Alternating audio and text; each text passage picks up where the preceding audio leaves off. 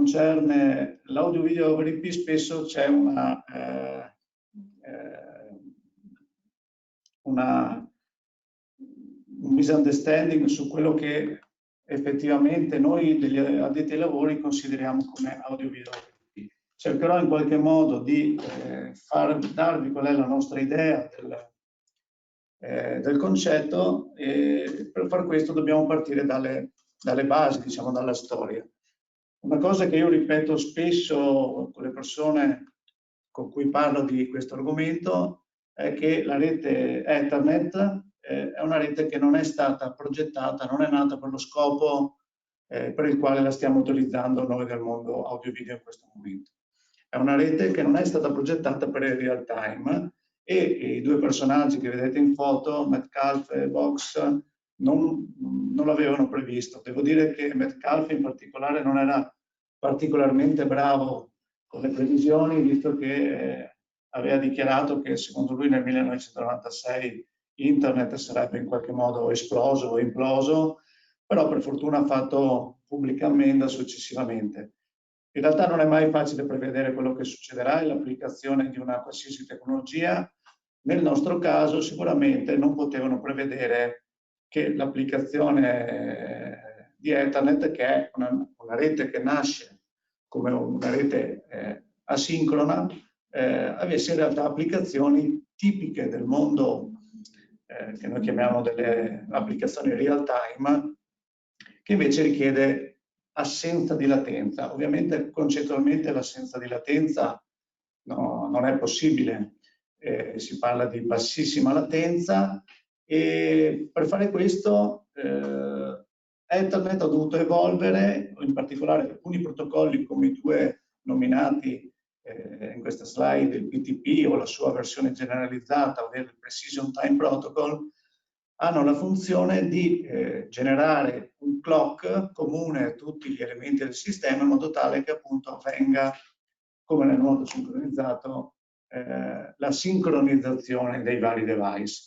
Questo diventa fondamentale, e devo dire che la generazione, la creazione, o meglio la definizione di un master clock comune in rete è un aspetto che si ripete in tutti i protocolli che accenneremo successivamente, e anche in altri protocolli simili usati nell'audio video.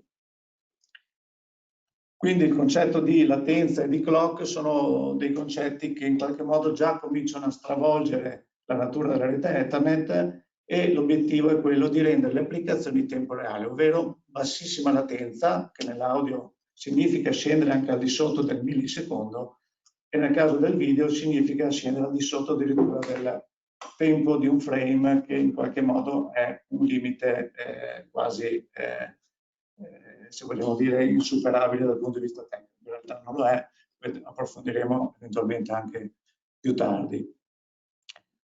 L'altro aspetto che distingue l'audio video da altre applicazioni che spesso vengono confuse con audio video over IP, almeno nella nostra idea, è quella dell'alta qualità dell'audio. Per alta qualità dell'audio intendiamo che i segnali audio che vengono trasmessi in rete sono dei segnali PCM puri, ovvero non compressi, e sono dei segnali che devono essere a larga banda. Non si parla della banda telefonica di 4 kHz, bensì di una banda di 20 kHz, che è il range, diciamo, di frequenze che l'orecchio umano è in grado di udire. Quindi quando si parla di qualità audio professionale, questo range è mandatorio. L'altro aspetto è che anche la codifica dei singoli campioni deve essere di alta qualità, e quindi si parla di 16 o più bit per singolo campione. Ancora una volta subentra qualche cenno storico, diciamo. Si deve per forza fare riferimento al lavoro svolto da questi due ingegneri, Shannon e Nyquist, che hanno formulato il noto teorema di campionamento, che prevede un campionamento dei segnali audio per una perfetta ricostruzione almeno al doppio della banda occupata o della frequenza massima del segnale. Questo significa che un segnale audio in alta qualità è campionato a 48 kHz o addirittura 96 o 192 kHz. Questo già comincia a distinguerlo ancora una volta da tutto ciò che in realtà siamo abituati a chiamare semplicemente come voice over IP. Quindi l'audio su IP per noi è molto diverso da quello che appunto è noto come voice over IP in termini di banda, in termini di assenza di compressione, in termini di latenza bassissima e quindi di alta qualità. Questo ovviamente sono restrizioni che in qualche modo mettono o mettevano inizialmente a dura prova l'infrastruttura di rete a livello 2 almeno. Parlando di video invece ovviamente la qualità del video significa oggi essere in grado di trasferire qualità, segnali di alta qualità con risoluzione 4K, ovvero 4096 x 2160 pixel, che se sono immagini, anzi sequenze video che non vengono sottocampionate, sono a 60 frame al secondo e eventualmente anche in HDR, alta definizione, in High Dynamic Range, arrivano a occupare, se non compresse, una banda che sfiora i 20 gigabit al secondo. Capite che questo sicuramente metterebbe in crisi una rete normale, diciamo, di una corporate o di un ufficio, se, anche se oggi sempre meno ovviamente, se non si prendessero dei provvedimenti come quelli della compressione. Nel caso del video la compressione potremmo dire che è mandatoria, almeno in un rapporto diciamo 1 a 2 per scendere al di sotto dei 10 gigabit, per poter utilizzare un'infrastruttura diciamo allo stato dell'arte attuale. Gli algoritmi di compressione però non sono i tanto nominati H264 e H265, bensì sono algoritmi di tipo intra, che ovvero codificano per diventare visually lossless, cioè senza l'introduzione di artefatti che siano visibili, riconoscibili dall'occhio umano, effettuano la codifica, dicevo, per singolo frame, un po' come comprimere in formato JPEG ogni singolo frame dei 60 che vengono trasmessi ogni secondo. Questi algoritmi, come ad esempio il VC2 che è derivato da Dirac, ecco perché c'è la foto di Paul Dirac in questa slide, sono algoritmi sviluppati addirittura per il mondo del broadcast e che hanno una qualità meno visibile veramente elevata. Altri similari algoritmi di compressione sono l'MJPEG o il JPEG 2000, che già questi due sono rispettivamente uno proprietario, il secondo il JPEG 2000 e uno invece completamente open, l'MJPEG, che come dicevo poco fa danno l'idea di come la compressione avvenga sul singolo frame. Non c'è nessun tipo di interpolazione per garantire alta qualità, cosa che invece viene fatta con l'H265. Un'altra alternativa è quella ad esempio implementata nel protocollo HD Base T, che utilizza l'infrastruttura di rete solo in termini di livello fisico, quindi di cavo, non è un protocollo che viaggia su switch di rete per capirsi, che almeno nella versione più comune, quella attuale, effettua non una vera compressione ma un sottocampionamento del colore, quindi diciamo utilizza un trucco per ridurre la banda al massimo a 10 gigabit al secondo per poterla trasmettere comodamente su un cavo categoria, oppure nelle versioni più attuali 2.0 è costretta a fare una lieve compressione introducendo una latenza molto bassa. Tutte queste considerazioni, il clock, la banda occupata, eccetera, impongono l'utilizzo di protocolli per la gestione del traffico in rete, che sono la semplice definizione di VLAN, a protocolli per la qualità del servizio, quindi andare a gestire nei cori di bottiglia, che sono gli uplink, le connessioni tra due switch in rete, andare a dare priorità su tutto ciò che è traffico audio-video, oppure altri protocolli o 10 gigabit che permettono di aumentare la banda su questi uplink. Quindi la convergenza che ci davo prima nell'introduzione, di fatto sta sfruttando appieno tutti quei protocolli che in realtà sono o erano disponibili anche per altre applicazioni diverse da quelle real time di cui parliamo oggi. Ultimo concetto fondamentale, che anche questo a volte mette in crisi gli amministratori di rete, almeno questa è la mia percezione, è che questi protocolli utilizzano pesantemente il multicast. Il multicast è ovviamente una modalità di trasmissione per raggiungere molti ricevitori contemporanei, ma viene usata anche nativamente per quei protocolli di gestione del clock, come il Precision Time Protocol, per raggiungere tutti gli host contemporaneamente. Questo è un protocollo, sì, una tecnica che prevede l'implementazione negli switch di rete dell'IGMP snooping, in particolare per poter fare una gestione efficiente della rete, evitare quindi di mandare traffico molto pesante, come può essere quello video, a supporto dello switch dove questo traffico non è richiesto. Nativamente questi protocolli sono UDP perché non devono essere orientati alla connessione. Una ritrasmissione di un pacchetto introdurrebbe un ritardo che sarebbe assolutamente inaccettabile per quanto abbiamo detto prima, rispettivamente a riguardo della latenza, quindi nativamente utilizzano l'UDP multicast per la trasmissione. Ultima cosa, a me piace dire che soprattutto a chi viene dal mondo audio-video classico, che questi argomenti a volte li affronta con un po' di difficoltà, per me l'audio-video su IP, over IP, è l'IoT del nostro mondo, del mondo del multimediale, proprio perché ognuno dei dispositivi che vedremo nelle prossime presentazioni di Shure, Biamp, Atlona e anche gli endpoint come quelli di Epson DLG sono dotati di una porta di rete e quindi implicitamente sono IoT. E quindi, come dicevo all'inizio, la convergenza è già avvenuta e direi che possiamo cominciare a passare la palla al primo presentatore, che è Giampiero De Martino di Panduit, che è il manager della business unit per le infrastrutture di rete di Panduit, ma lui sicuramente potrà dirci qualcosa in più. A lui la parola e vi ringrazio. Grazie Luca, spero mi riusciate a vedere e sentire, anche se poi per recuperare banda disattiveremo la telecamera, giusto una conferma, così siamo allineati sia con le slide che con diciamo, i contenuti audio-video. Se mi date un cenno posso proseguire. Tutto ok. Perfetto, ottimo, grazie.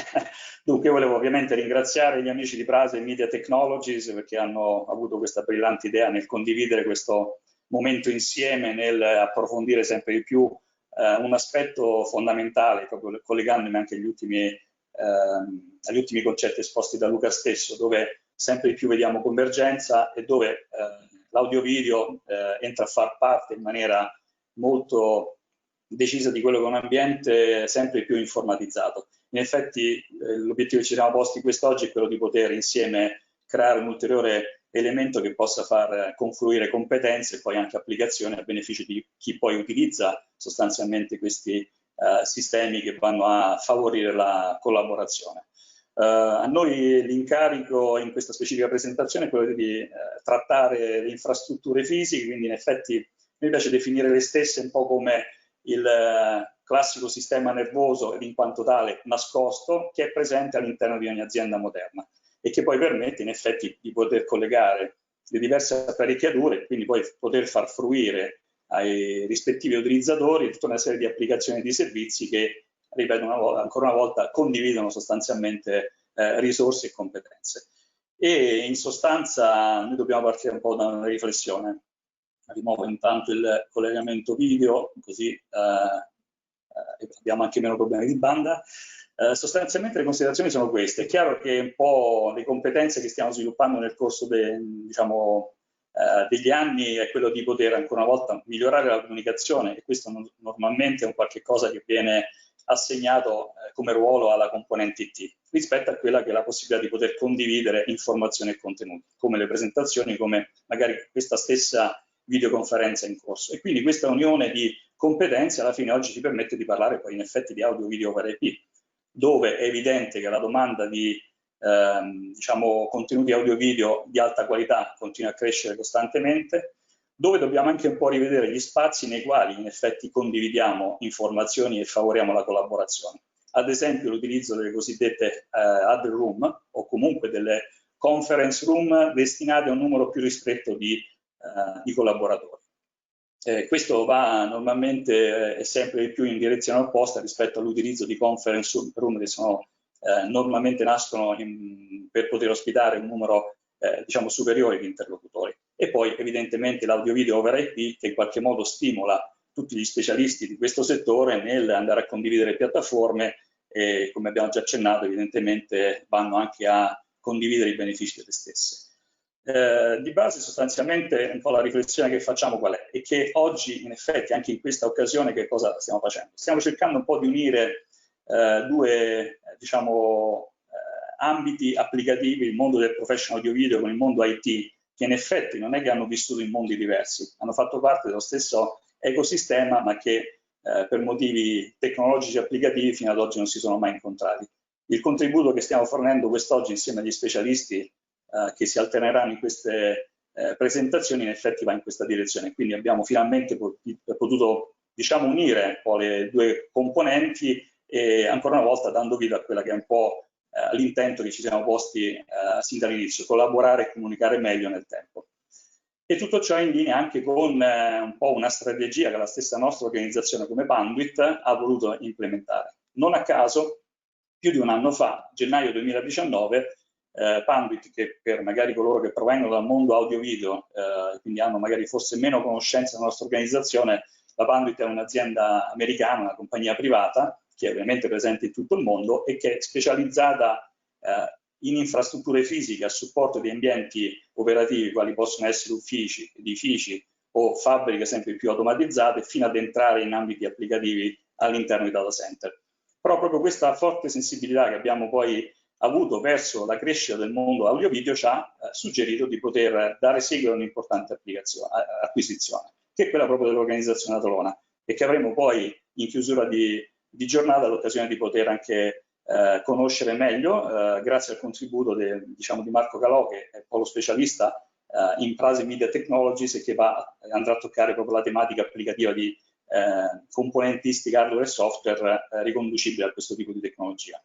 Questo perché? Perché in effetti che cosa abbiamo voluto fare come Panduit? Abbiamo voluto un po' completare ancora una volta questa nostra proposta espressamente dedicata al mondo IT, espressamente dedicata al mondo della network infrastructure, integrando sempre più nuovi componenti per dare vita a delle soluzioni integrate che si vanno un po' a completare con, ripeto, le competenze che abbiamo maturato in circa 65 anni di storia, e quindi dalla connettività rame fiber tradizionali ai sistemi che vanno ad ospitare apparati sempre più delicati, compresi quelli ovviamente del mondo audio-video, e via via tutto ciò che poi in effetti ci permette di rilevare informazioni e dati dalla rete per poterli poi ancora elaborare e renderli disponibili ancora una volta agli utilizzatori collegati alla stessa rete. Quindi in effetti l'obiettivo è quello certamente di integrare le tecnologie tra di loro, ma soprattutto permettere alle persone di essere sempre più interconnesse.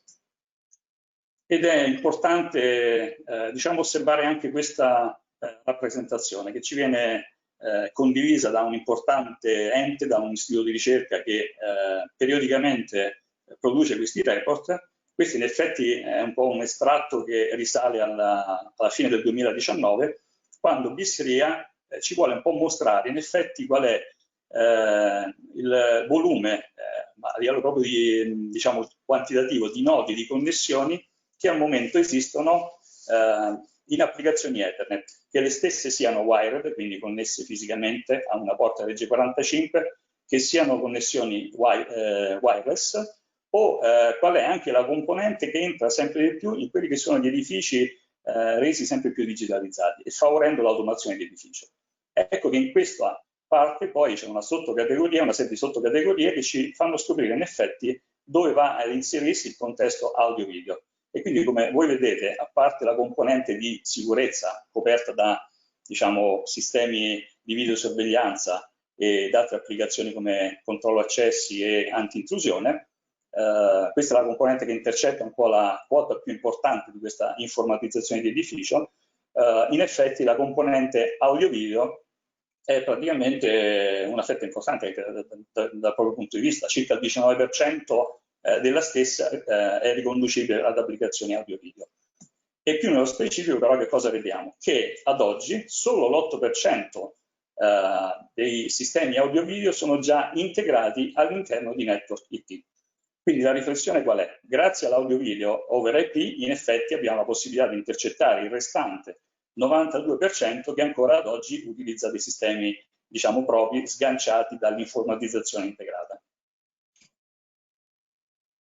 In questa animazione che cosa vediamo? Vediamo in effetti un po' quello che potrebbe essere uno scenario che al momento diciamo, potremo ancora incontrare in ambienti cosiddetti eterogenei, dove i media trasmissivi rimangono ancora diversi tra di loro, non completamente integrati. Qui vediamo, sono chiaramente degli esempi, proprio per poter poi anche giustificare il perché si sta andando in una direzione esattamente opposta. E ci viene in aiuto anche questo tipo di, diciamo, considerazione. Qui vediamo proprio una prima rappresentazione X over IP, o comunque tutto che viaggia attraverso i protocolli IP. Nello specifico, se facciamo un passo indietro, quindi ritornando a circa 25 anni fa, le prime applicazioni che abbiamo conosciuto over IP sono state quelle chiaramente della voce e dei dati, seguiti poi da applicazioni Wi-Fi, con i primi standard, così come i primi standard del mondo Power over Ethernet. Nel 2003 che cosa avevamo? Avevamo la possibilità di poter sfruttare la rete dati per erogare diciamo, alimentazioni elettriche tra i 12 e i 15 watt.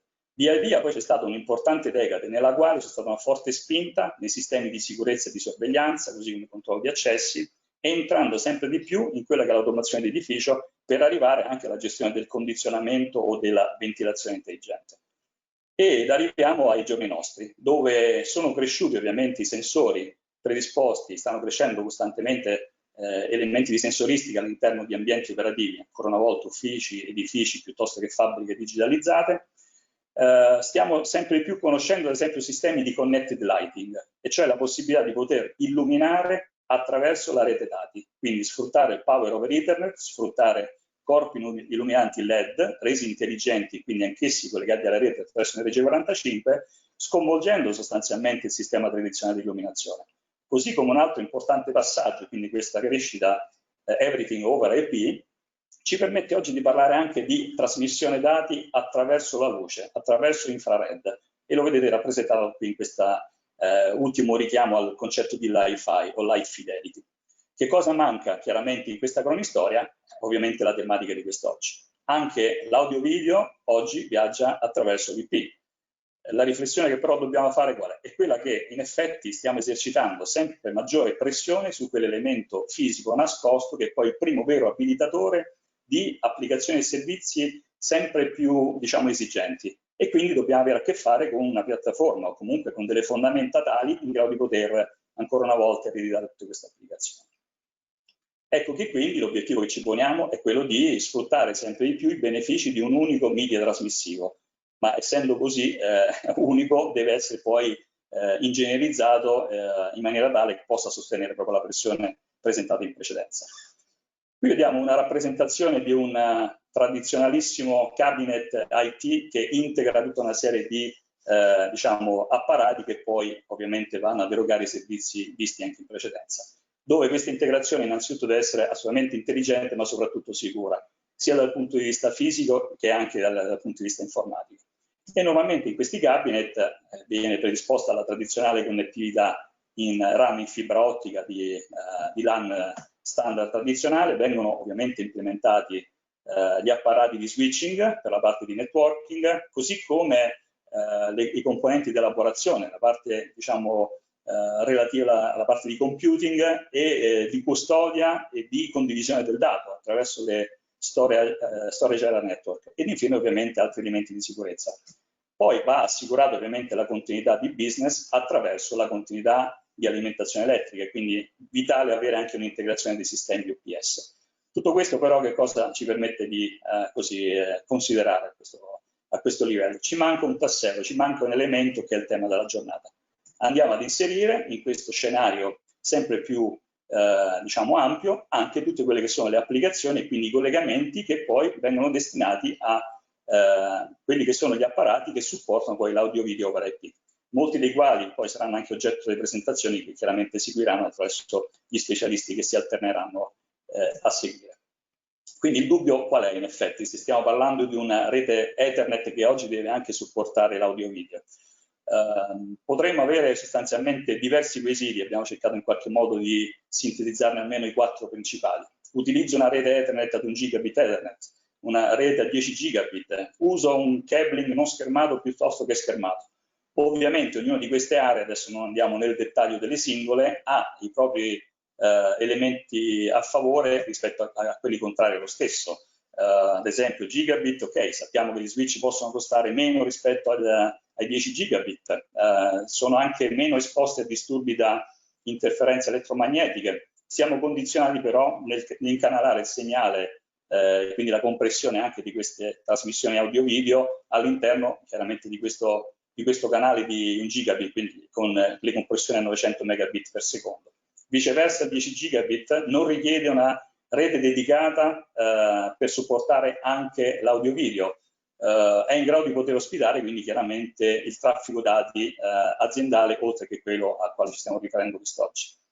Non schermato, normalmente si preferisce andare su soluzioni schermate per ambienti applicativi relativi al mondo audio-video, ma il non schermato di base innanzitutto ha un budget più contenuto e più veloce in fase di installazione ed esistono delle soluzioni che sono in grado di poter diciamo assorbire in parte o completamente anche quelle problematiche relative alle interferenze elettromagnetiche piuttosto che a diafonie aliene che possono nascere in prossimità degli apparati che inviano le informazioni. Ed infine ovviamente lo schermato, esattamente l'opposto di quello che abbiamo detto poc'anzi, costa un po' di più, riesce certamente a minimizzare ancora di più le diafonie aliene, è assolutamente immune a questo punto dalle interferenze elettromagnetiche, però richiede una messa a terra adeguata, perché sennò poi il rischio è quello chiaramente di creare delle vere e proprie antenne e quindi ottenere il risultato opposto.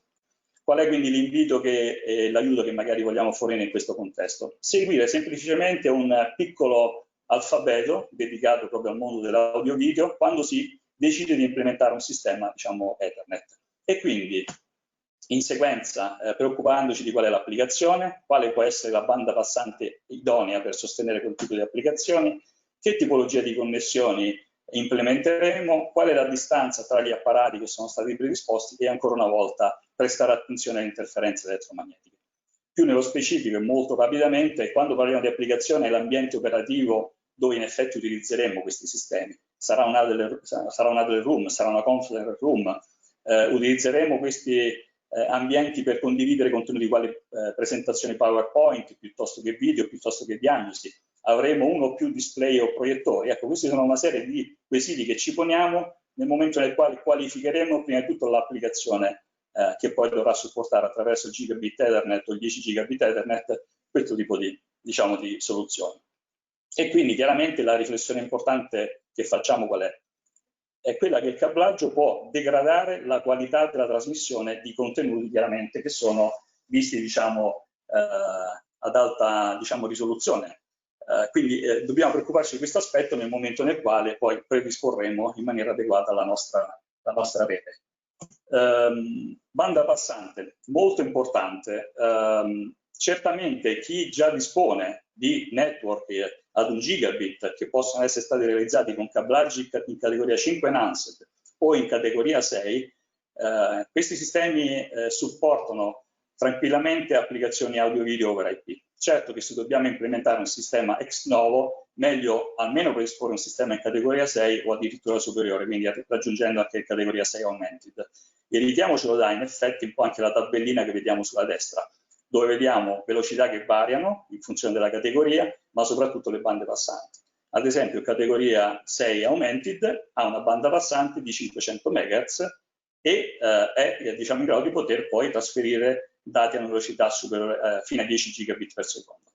Ecco che quindi attraverso dei test che abbiamo condotto all'interno dei nostri laboratori abbiamo voluto dimostrare che però la larghezza di banda influisce sulla stabilità dell'immagine.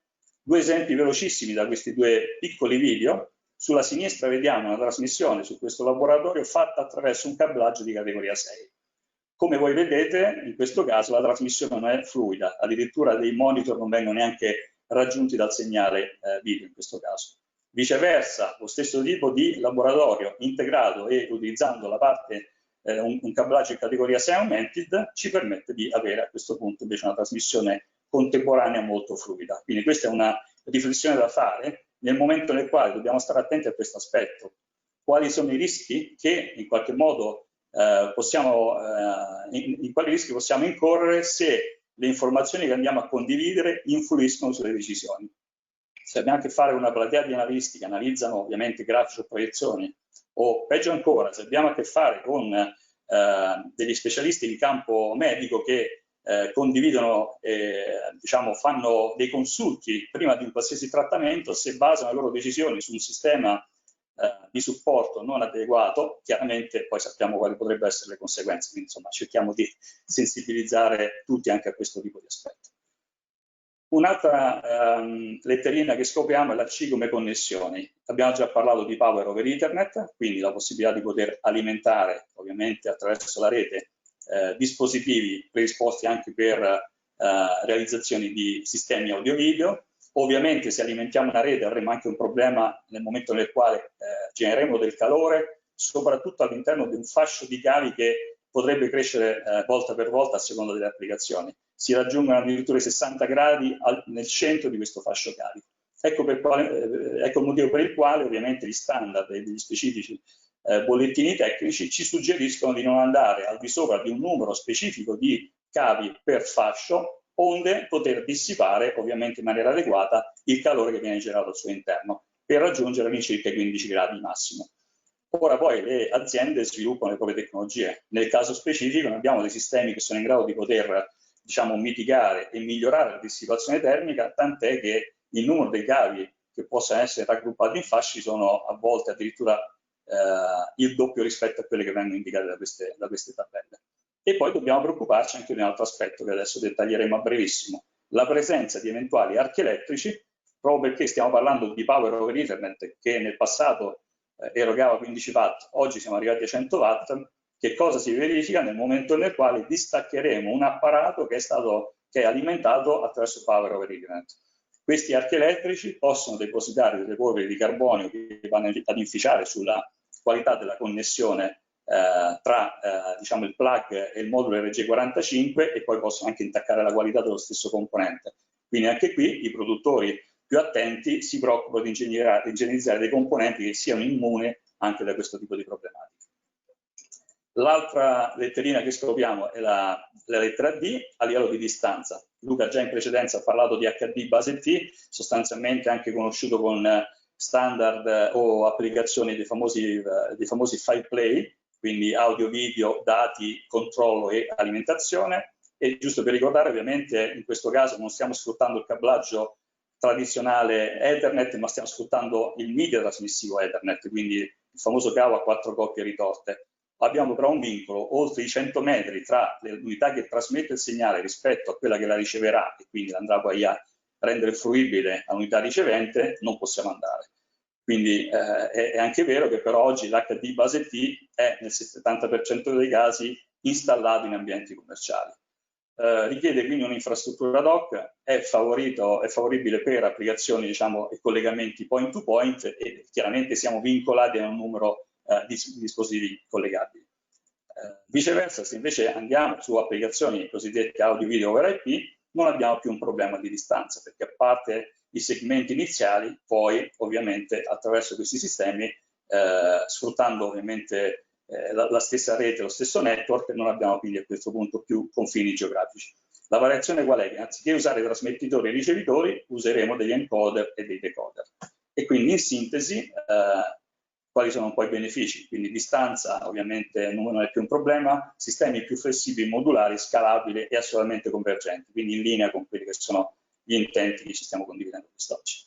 Un richiamo agli standard internazionali che parlano anche di applicazioni audio video over IP, un paio tra questi, il TIA 568.2D richiama la connettività tradizionale nelle varie categorie cabling a quali siamo riferiti, ma poi fa un richiamo importante anche ad uno specifico componente che qui scopriremo a breve. Qui vediamo innanzitutto un canale tradizionale composto dal cavo rigido, da una placca porta frutto, da un RG45 predisposto al suo interno e da una patch che si collegherà ovviamente all'apparato. In realtà però lo standard che cosa ci permette di fare? Di eliminare tutta una serie di componenti intermedi e collegare direttamente questo FTP plug, Field Termination Plug, direttamente nella parte finale, quindi ancora una volta riducendo costi a livello di accessoristica e soprattutto riducendo pesantemente anche la tempistica relativa a manodopera. Un altro richiamo va fatto anche ancora una volta a Power over Ethernet, regolamentato dall'IEEE 802.3 BT, che è un po' lo standard che ci ha permesso di arrivare ai famosi 90-100 watt. Ultima riflessione sulle interferenze elettromagnetiche. In genere, come già dicevamo in precedenza, è preferibile utilizzare sistemi schermati. In realtà però esistono anche dei sistemi non schermati, ma in grado di poter ancora una volta sopprimere o mitigare sia le diafonie aliene sia queste interferenze elettromagnetiche grazie a una tecnologia particolare costruttiva, supportando PowerNet++ in categoria 6 Augmented, e tra l'altro sono anche sistemi che permettono di ridurre pesantemente la distanza tra la fonte che potrebbe emettere, diciamo, il disturbo con la parte ricevente. Quindi anche questo è un ulteriore elemento che in fase di progettazione va considerato. Quasi in chiusura, quindi in effetti che cosa fa Panduit per l'audio-video? Connette, permette di interconnettere dispositivi diversi, encoder e decoder per l'audio-video over IP o trasmettitori e ricevitori per la parte di HD base T, telecamere, monitor display, oggetto di presentazione a seguire, matrix switcher, speaker che sono sempre più collegati anche alla rete attraverso Power over Ethernet, così come vale per i microfoni e quindi anch'essi oggetto anche di presentazione di quest'oggi. Ed in pratica, questo magari vuole essere anche un velocissimo schema che vuole anche un po' riunire i protagonisti di questa giornata insieme, ecco che i segmenti colorati vogliono un po' caratterizzare l'infrastruttura fisica che permette ancora una volta fisicamente di abilitare tutta una serie di applicazioni che verranno poi fornite dagli specialisti a secondo del campo applicativo e del servizio che chiaramente potremmo poi sfruttare da questo tipo di competenze. In chiusura, che cosa abbiamo fatto con Prasi Media Technologies? Abbiamo voluto selezionare circa 150 componenti di connettività audio-video, quindi invitiamo ovviamente a raggiungere i nostri specialisti in Prasi Media Technologies per avere maggiori approfondimenti su quelli che sono cavi o patch piuttosto che connettori, elementi di fibra ottica o sistemi di identificazione, fino ad arrivare a sistemi di instradamento cavi compliant con normative ADA, e cioè disegnate per poter rimuovere qualsiasi eventuale impedimento che possa chiaramente creare problemi a portatori, diciamo, di disabilità, come nel caso nella grafica qui rappresentata. In chiusura, e quindi poi passo subito dopo nuovamente la parola a Luca Battistelli, 3 inviti che vi facciamo: seguire un po' questo famoso alfabeto del cabling dedicato al mondo audio-video, ove possibile in realizzazioni ex novo preferire cablaggi in categoria 6A ma che siano di qualità, e poi evidentemente rispettare standard normative. Questo è quanto da parte mia, sono a disposizione ovviamente per quesiti che immagino poi nasceranno e ai quali risponderemo poi in chiusura di evento. Vi ringrazio e cedo nuovamente la parola a Luca. Grazie mille Giampiero, ti ringraziamo per averci, parlando di infrastruttura, introdotto l'argomento successivo che ovviamente sono tecnologie, quelle di Shure, che ci presenterà il collega Luigi Schiavone, che adottano questa tipologia di infrastruttura e la sfruttano al 100%, non solo il supporto fisico ma anche il Power over Ethernet per l'alimentazione. Approfitto nel presentare Luigi, che è il nostro responsabile del team di progettazione, team design, per dire, cosa che a causa del piccolo disservizio iniziale è mancata, che Prase si propone di essere un distributore di tecnologia multimediale a valore aggiunto, e l'attività di Luigi di progettazione, l'attività di Matteo Trevisan che è a fianco a lui di supporto tecnico, sono due delle tante attività di supporto tecnico che rappresentano, vogliono rappresentare il nostro valore aggiunto.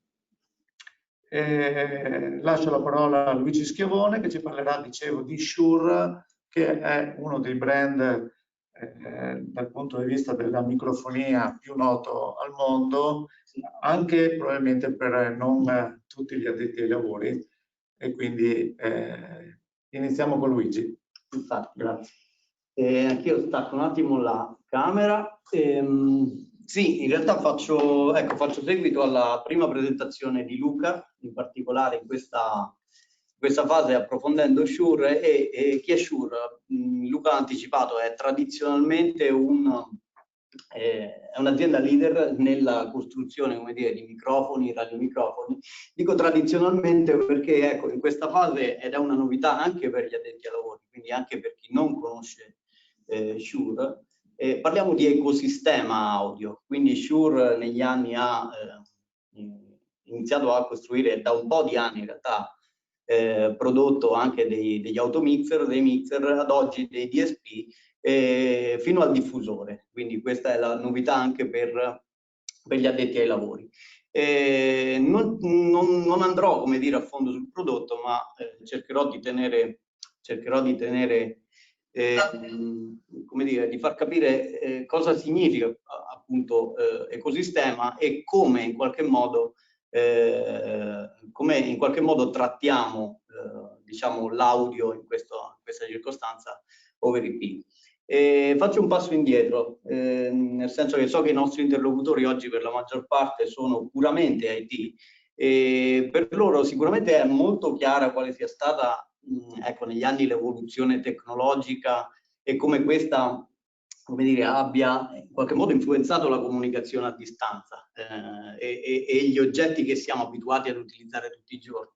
Magari è poco chiaro quale sia stata l'evoluzione di pari passo, direi, diciamo nell'ultimo secolo, dal punto di vista della microfonia, ovviamente intesa come ripresa microfonica professionale.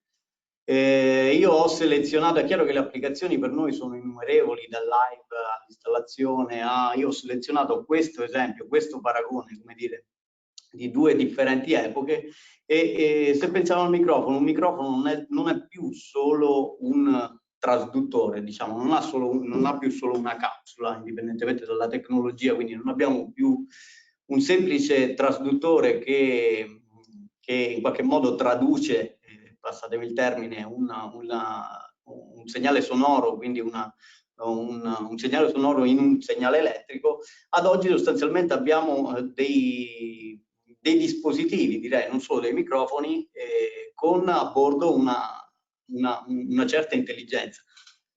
Abbiamo più capsule, come l'esempio che vediamo, più capsule che combinandosi riescono a formare e generare, come dire, diverse polari di ripresa. Questo è un concetto magari chiaro ai telecomunicazionisti in altri ambiti, in ambito elettromagnetico. Si riesce a fare il cosiddetto beamforming, quindi riesco a in qualche modo, oltre che generare una polare, anche indirizzarla nello spazio. Nel nostro caso sostanzialmente andare a riprendere delle zone a discapito di altre. Un esempio, ecco, potrebbe essere, io ho selezionato queste applicazioni perché sono sicuramente molto vicine al nostro mondo e molto vicine come dire, alla nostra quotidianità, quindi la comunicazione a distanza e applicazioni di tipo videoconferenza. In questo caso vediamo un oggetto che riprende dall'alto queste persone. In realtà abbiamo centinaia di capsule in questo caso che si combinano a generare sostanzialmente più fasci, e oltre a beamforming abbiamo un minimo di movimento nello spazio di questo fascio a seguire sostanzialmente chi parla. Cosa abbiamo in più? In realtà in più abbiamo un DSP a bordo di quell'oggetto, abbiamo un DSP che fa anche operazioni, come dire, non proprio banali, fa la cancellazione d'eco acustica, e ricordiamo che una cancellazione d'eco acustica ben fatta rispetto a una cancellazione d'eco acustica, tra virgolette, fatta male in ambienti soprattutto critici, fa la differenza, richiede degli algoritmi, insomma, non banale, fa ad esempio la riduzione del rumore. Quindi diciamo, tornando al discorso di prima, non abbiamo semplicemente un microfono, abbiamo dei dispositivi e dall'altra parte cosa abbiamo? Dall'altra parte sostanzialmente abbiamo la rete, per cui se in questo caso vedete l'ecosistema al completo per questo tipo di applicazione, per cui abbiamo la rete. Cosa significa? Che io a quel dispositivo, a quel microfono arrivo col singolo cavo di rete, riesco ad alimentarlo, riesco a controllarlo, perché comunque parlando di DSP parliamo anche di programmazione di questo dispositivo, e riesco anche a portare l'audio, quindi in qualche modo abbiamo a che fare con con dell'audio digitalizzato, ovviamente per come ha detto Luca, un audio non compresso, multicanale, perché per ciascun dispositivo, come avete visto, abbiamo più canali su rete. Parlando dell'ecosistema, vedete, abbiamo anche dei diffusori. Al diffusore ci arrivo col singolo cavo di rete, quindi per dire che ad oggi non abbiamo più, è scomparso in un'applicazione come questa, ma anche in tante altre, è scomparso qualsiasi cavo analogico sostanzialmente, e la rete è al centro del nostro ecosistema. Altri due fattori, altri due elementi, vedete MX Unmute sostanzialmente è un tasto, un tasto che in realtà potrebbe fare sì il mute della sala, così come potrebbe mandare delle stringhe al sistema di controllo, quindi in qualche modo accendere, spegnere delle cose, far scendere un telo per la proiezione, insomma. E l'altra novità anche per gli addetti ai lavori è quello che vedete come IntelliMix Room, che è brutto per noi tecnici definirlo un DSP software. In sostanza, laddove siamo anche noi stati abituati a vedere dei dispositivi hardware, dei dispositivi fisici, sostanzialmente abbiamo un software nel quale sono stati trasposti tutti gli algoritmi, insomma, come dire, le elaborazioni tradizionalmente fatte su un dispositivo hardware. In questo, ecco, parliamo appunto per sure di ecosistema ad oggi. Vi ho anticipato, in qualche modo passa l'audio su rete, quindi in qualche modo dobbiamo, laddove parliamo di audio professionale, in qualche modo dobbiamo anche parlare di protocolli di rete. Nel caso specifico di Shure, il protocollo utilizzato è il protocollo Dante, sicuramente noto ai più, il protocollo proprietario Odinet, e come dire, il fatto di passare in totalità tutti i dispositivi su rete, è chiaro che i benefici sono quelli che già conosciamo, insomma, già conosciamo in ambito IT. Sottolineo la necessità di avere, magari non per l'applicazione che abbiamo visto, però quando parliamo di audio professionale parliamo di latenze molto basse. Luca parlava al di sotto del microsecondo. Ci sono applicazioni, soprattutto nel live, molto sensibili alla latenza. Plug and play, beh, vi dirò, possiamo parlarne, però sicuramente rispetto ad altri protocolli è sicuramente, come dire, la negoziazione tra i dispositivi, la scelta, l'elezione di un master, quindi di un clock, insomma la distribuzione di un clock è tra virgolette plug and play rispetto ad altri protocolli. Altre peculiarità di questi, dispositivi sono compatibilità con uno standard della S67, quindi sebbene un protocollo proprietario c'è comunque garantita la compatibilità con uno standard AES, e la criptazione AS128 o 256 a seconda dei dispositivi. Quindi tendenzialmente andiamo sui 256, soprattutto per applicazioni tipo quella che abbiamo visto, in cui il trasferimento dell'informazione diventa un parametro molto sensibile. E come dire, per nota, visto che magari in ambito IT noi continuamente, io anche domani, come dire, devo in qualche modo interloquire con un IT manager al quale ho inviato le specifiche dei protocolli che andremo ad utilizzare con le nostre apparecchiature. Sottolineo questo, sottolineo l'esigua occupazione in banda, sebbene, come dire, sebbene parliamo di audio non compresso, a volte di numeri di canali in rete. Vi faccio un esempio: sull'applicazione che abbiamo visto sicuramente ci sono almeno 16 canali in trasmissione, quindi verso dai microfoni verso il DSP, e quindi nonostante i 16 canali, che nel nostro quotidiano è un numero relativamente piccolo, parliamo comunque di un'occupazione in banda del 2,4% su un link gigabit. È chiaro che quotidianamente abbiamo a che fare con più sale, quindi le cose possono complicarsi.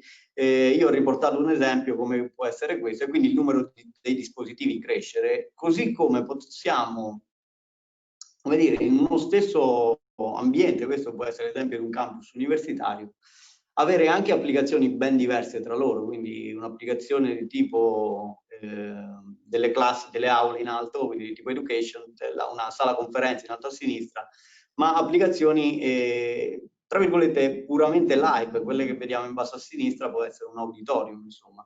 Allora, quali sono i livelli di gestione di questi dispositivi?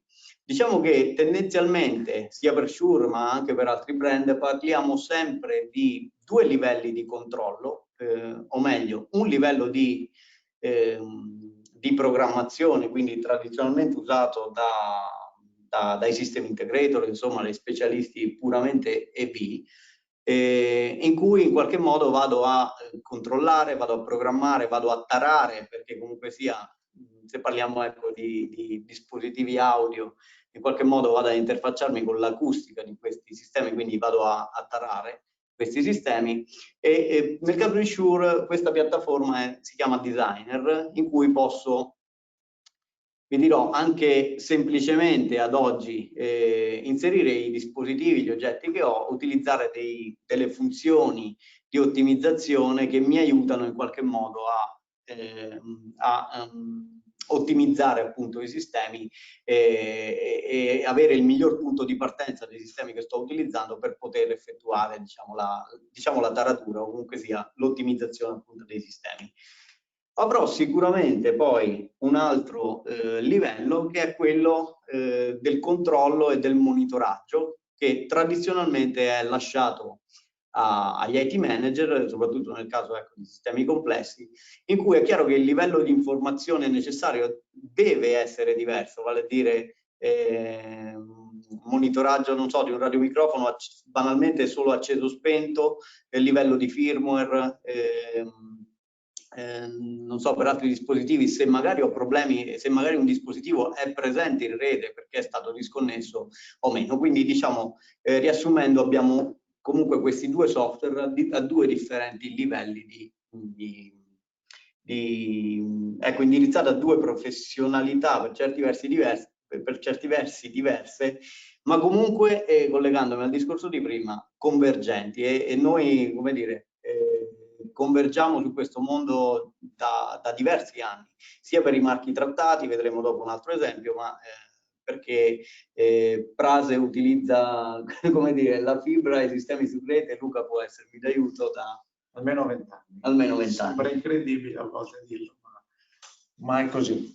Okay.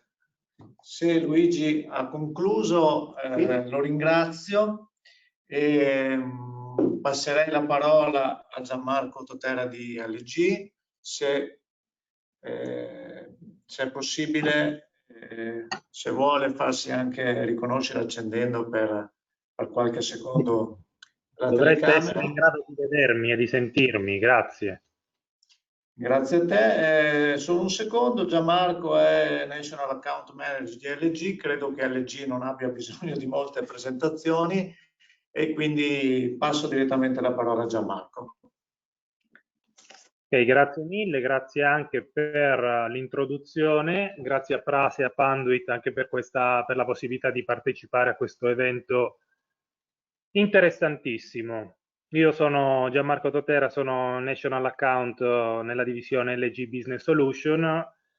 LG forse non ha bisogno di presentazioni, ma LG Business Solution in realtà sì, perché LG Business Solution è un'azienda nell'azienda sostanzialmente, è una business unit dedicata alle aziende, dedicata alla parte professionale. E di che cosa si occupa? Abbraccia diverse categorie di prodotto, dal digital signage, ed è qui che ci andremo a inserire oggi con l'argomentazione col tema odierno, dell'audio video per IP, dell'hospitality con dei TV professionali, anche qui rientra il tema della distribuzione IP, di PTV particolarmente, ma potremo poi affrontarlo magari in un secondo momento, e dei prodotti che sono invece più ibridi B2B2C come i monitor PC, notebook e proiettori. Oggi andremo a vedere una parte hardware e una parte software, proprio perché la parte software è quella che si va a sposare, che si va a contestualizzare nel tema odierno. Dove andiamo a inserire questi prodotti? In diversi vertical, questo per darvi il punto di vista del produttore di endpoint che non approccia il mercato con una differenziazione AV o IT, ma lo fa recependo quelli che sono i vertical, quindi prodotti destinati a educational, retail, transportation, hospitality e altre tipologie. Ho deciso di iniziare la mia presentazione con un piccolo video, un video hardware che vi faccio vedere, che parla di lavagna interattiva, un prodotto generalmente considerato come IT, un prodotto a tecnologia Intel, quindi una capacità touch molto elevata perché nativa, o in alternativa altri prodotti con collegamento a infrarosso. E come vedete dal video di presentazione si fa riferimento ad alcune attività che ricordano un po' l'IT, quindi la connettività globale, la possibilità di gestire e controllare il dispositivo da remoto tramite la rete, la possibilità di far sì che lo stesso si interfacci con lo stesso dispositivo collegato dall'altra parte del mondo. Un dispositivo collegato dall'altra parte del mondo sicuramente non è sufficiente un extender, ma è necessario un collegamento basato su infrastruttura di rete. Perché vi ho fatto vedere questo video? Per presentare il prodotto, sì, ma anche per dimostrarvi che il paradigma, per rompere il paradigma che esiste tra prodotti meramente IT e prodotti AV. La lavagna interattiva, la Interactive Digital Board, viene considerato generalmente come un prodotto IT. Il display da attaccare a parete viene considerato come un prodotto AV, ma in realtà, come dicevo proprio prima, questa separazione non esiste più dal nostro punto di vista. Dal nostro punto di vista c'è un prodotto che è destinato a una tipologia di installazione che supporta in maniera indistintamente tutti i tipi di integrazione. Esistono prodotti che vanno dal 23 pollici all'86 pollici che supportano diverse tecnologie touch, ma ripeto, c'è una commistione tra quelli che sono gli endpoint meramente considerati IT, che in realtà non lo sono. LG Business Solution tuttavia non è solo lavagna interattive, Interactive Digital Board, ma è tanto altro. Quali sono i display, quali sono gli endpoint che vanno a completare poi un lavoro di system integration, sia essa una meeting room o uno store retail o quant'altro? Sono diversi dalla tecnologia display a tecnologia OLED, quindi LED organici, display trasparenti, display curvabili in maniera concava, convessa, quindi display molto particolari, esclusivi di LG. I display ultra stretch che supportano risoluzioni in 58 noni, 32 noni, quindi anche questo è un prodotto esclusivo di LG, se pensate che in termini di hardware questo è lungo 2 metri e largo o 30 o 60 centimetri, quindi un prodotto particolare. Poi prodotti che sono invece meno esclusivi, ma comunque hanno delle peculiarità di esclusività, quali video wall con cornici super sottili da 0,44 mm, prodotti tra virgolette stand alone in diverse risoluzioni, prodotti ad alta luminosità da interno, da esterno, window facing, che arrivano fino addirittura a 4000 candele di luminosità, le Interactive Digital Board che vi ho fatto vedere nella slide precedente e nel video di presentazione, e poi la tecnologia LED Wall, l'ultimo arrivato in casa LG. Questa è un po' la panoramica hardware di quello che LG Business Solution nella categoria di prodotto Monitor Signage riesce a offrire. Ma la domanda che viene da porsi è come possiamo gestire queste soluzioni? Qual è la chiave di volta per poterle gestire, per far sì che non rimanga, che un hardware non rimanga una scatola vuota, che un hardware non rimanga un pezzo di ferro, concedetemi il termine? È una soluzione software che si chiama SuperSign. Anche qui do spazio a un brevissimo video, meno di un minuto, dovrebbe essere 40 secondi, per darvi l'idea di quella che è la soluzione software di LG. SuperSign funziona sfruttando un'infrastruttura di rete, ovviamente, utilizza un cloud server. Qui vedete l'omino che richiede un promemoria di un contenuto di digital sign che deve comunicare, e lui dal suo cellulare, in maniera semplicissima, crea un contenuto, lo modifica, lo personalizza in funzione di quelle che sono le necessità e in maniera altrettanto semplice lo distribuisce inserendo dei criteri ben specifici, in maniera tale che possa raggiungere poi tutti gli endpoint collegati posizionati in diverse strutture e posizionati anche in diverse location. Dicevo, l'infrastruttura, il funzionamento del SuperSign è molto semplice, in quanto la soluzione software funziona soltanto sfruttando un'infrastruttura di rete. C'è un cloud server che consente, il software consente quindi di creare, modificare e distribuire dei contenuti di digital signage. Il tutto ovviamente viene fatto over IP, quindi tramite questo server si gestiscono simultaneamente in modo continuativo tutta l'intera line-up di prodotti che vi facevo vedere nella slide precedenti. Si è liberi nella gestione da vincoli dovuti alle diverse tipologie di schermo, ai diversi luoghi di installazione, quindi potenzialmente con il dispositivo, il display, sia esso un 32 pollici, sia esso un video o un OLED, con i dispositivi collegati alla rete io riesco ad accedervi e a gestire i contenuti simultaneamente su tutti questi. Qual è il vantaggio? Il vantaggio è appunto quello che dicevo di creare, editare e distribuire i contenuti tramite rete, over IP. Il vantaggio in sé è che tutti i dispositivi sono dotati di un media player integrato e di un system on chip, quindi hanno una piattaforma, non sono dei monitor non intelligenti, sono dei monitor smart.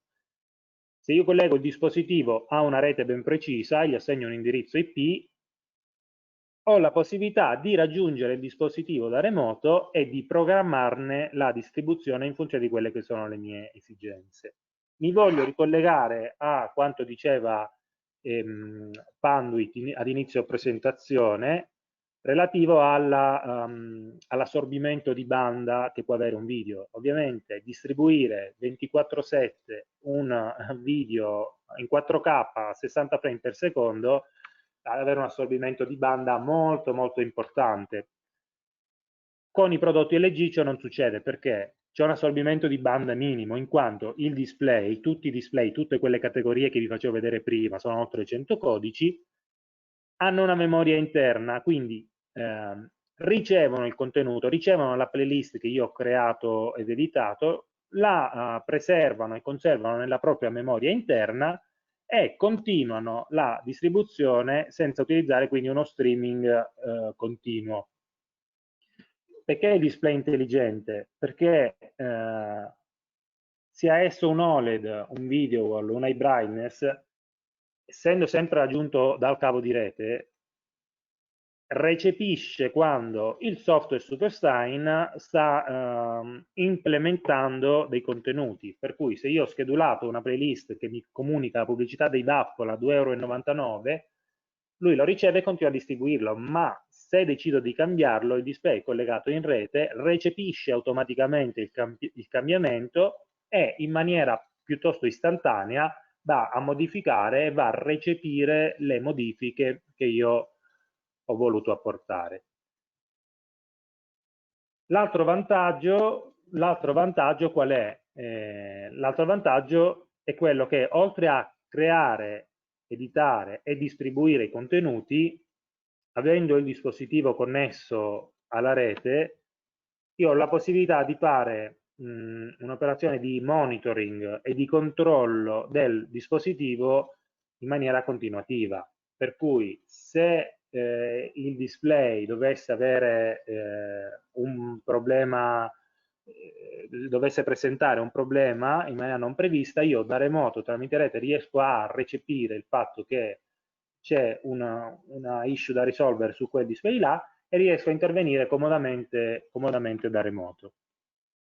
Quindi la possibilità di creare, di editare, distribuire i contenuti, la possibilità di intervenire sul singolo display avendo un overview su quello che è lo stato di funzionamento del display, e tutto come avviene non soltanto da PC, ma lavorando in ambiente web. Il SuperSign lavora in ambiente web, quindi lavora via browser, per cui non ha bisogno di applicativi dedicati, e io non solo da PC, ma anche da remoto, dal mio tablet, dal mio cellulare, in qualsiasi parte del mondo io mi trovi con una connessione ad internet, riesco a controllare il dispositivo, riesco a intervenire e riesco a mettere in pratica quello che poi è lo scopo essenziale e fondamentale del digital signage, che è quindi quello di implementare le vendite se mi trovo in un contesto retail o fare comunicazione efficace se mi trovo in un contesto come un aeroporto o una grande stazione,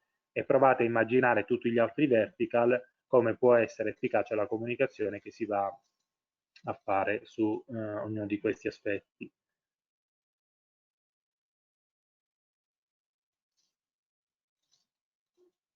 Quindi vi ringrazio per le domande. Come dicevamo all'inizio presentazione, ci sarà spazio alla fine. Passo nuovamente la parola a Luca, che andrà avanti poi con le successive presentazioni. Grazie. Ti ringrazio Gianmarco, soprattutto per il fatto che in qualche modo hai fatto ricadere l'attenzione su un aspetto fondamentale, che è tutto quello che noi mettiamo in piedi, e l'argomento di oggi è attraverso la rete. In realtà prima di tutto è comunicazione, di conseguenza questo aspetto non dobbiamo dimenticarcelo, e il tuo intervento ci ha aiutato in questo senso.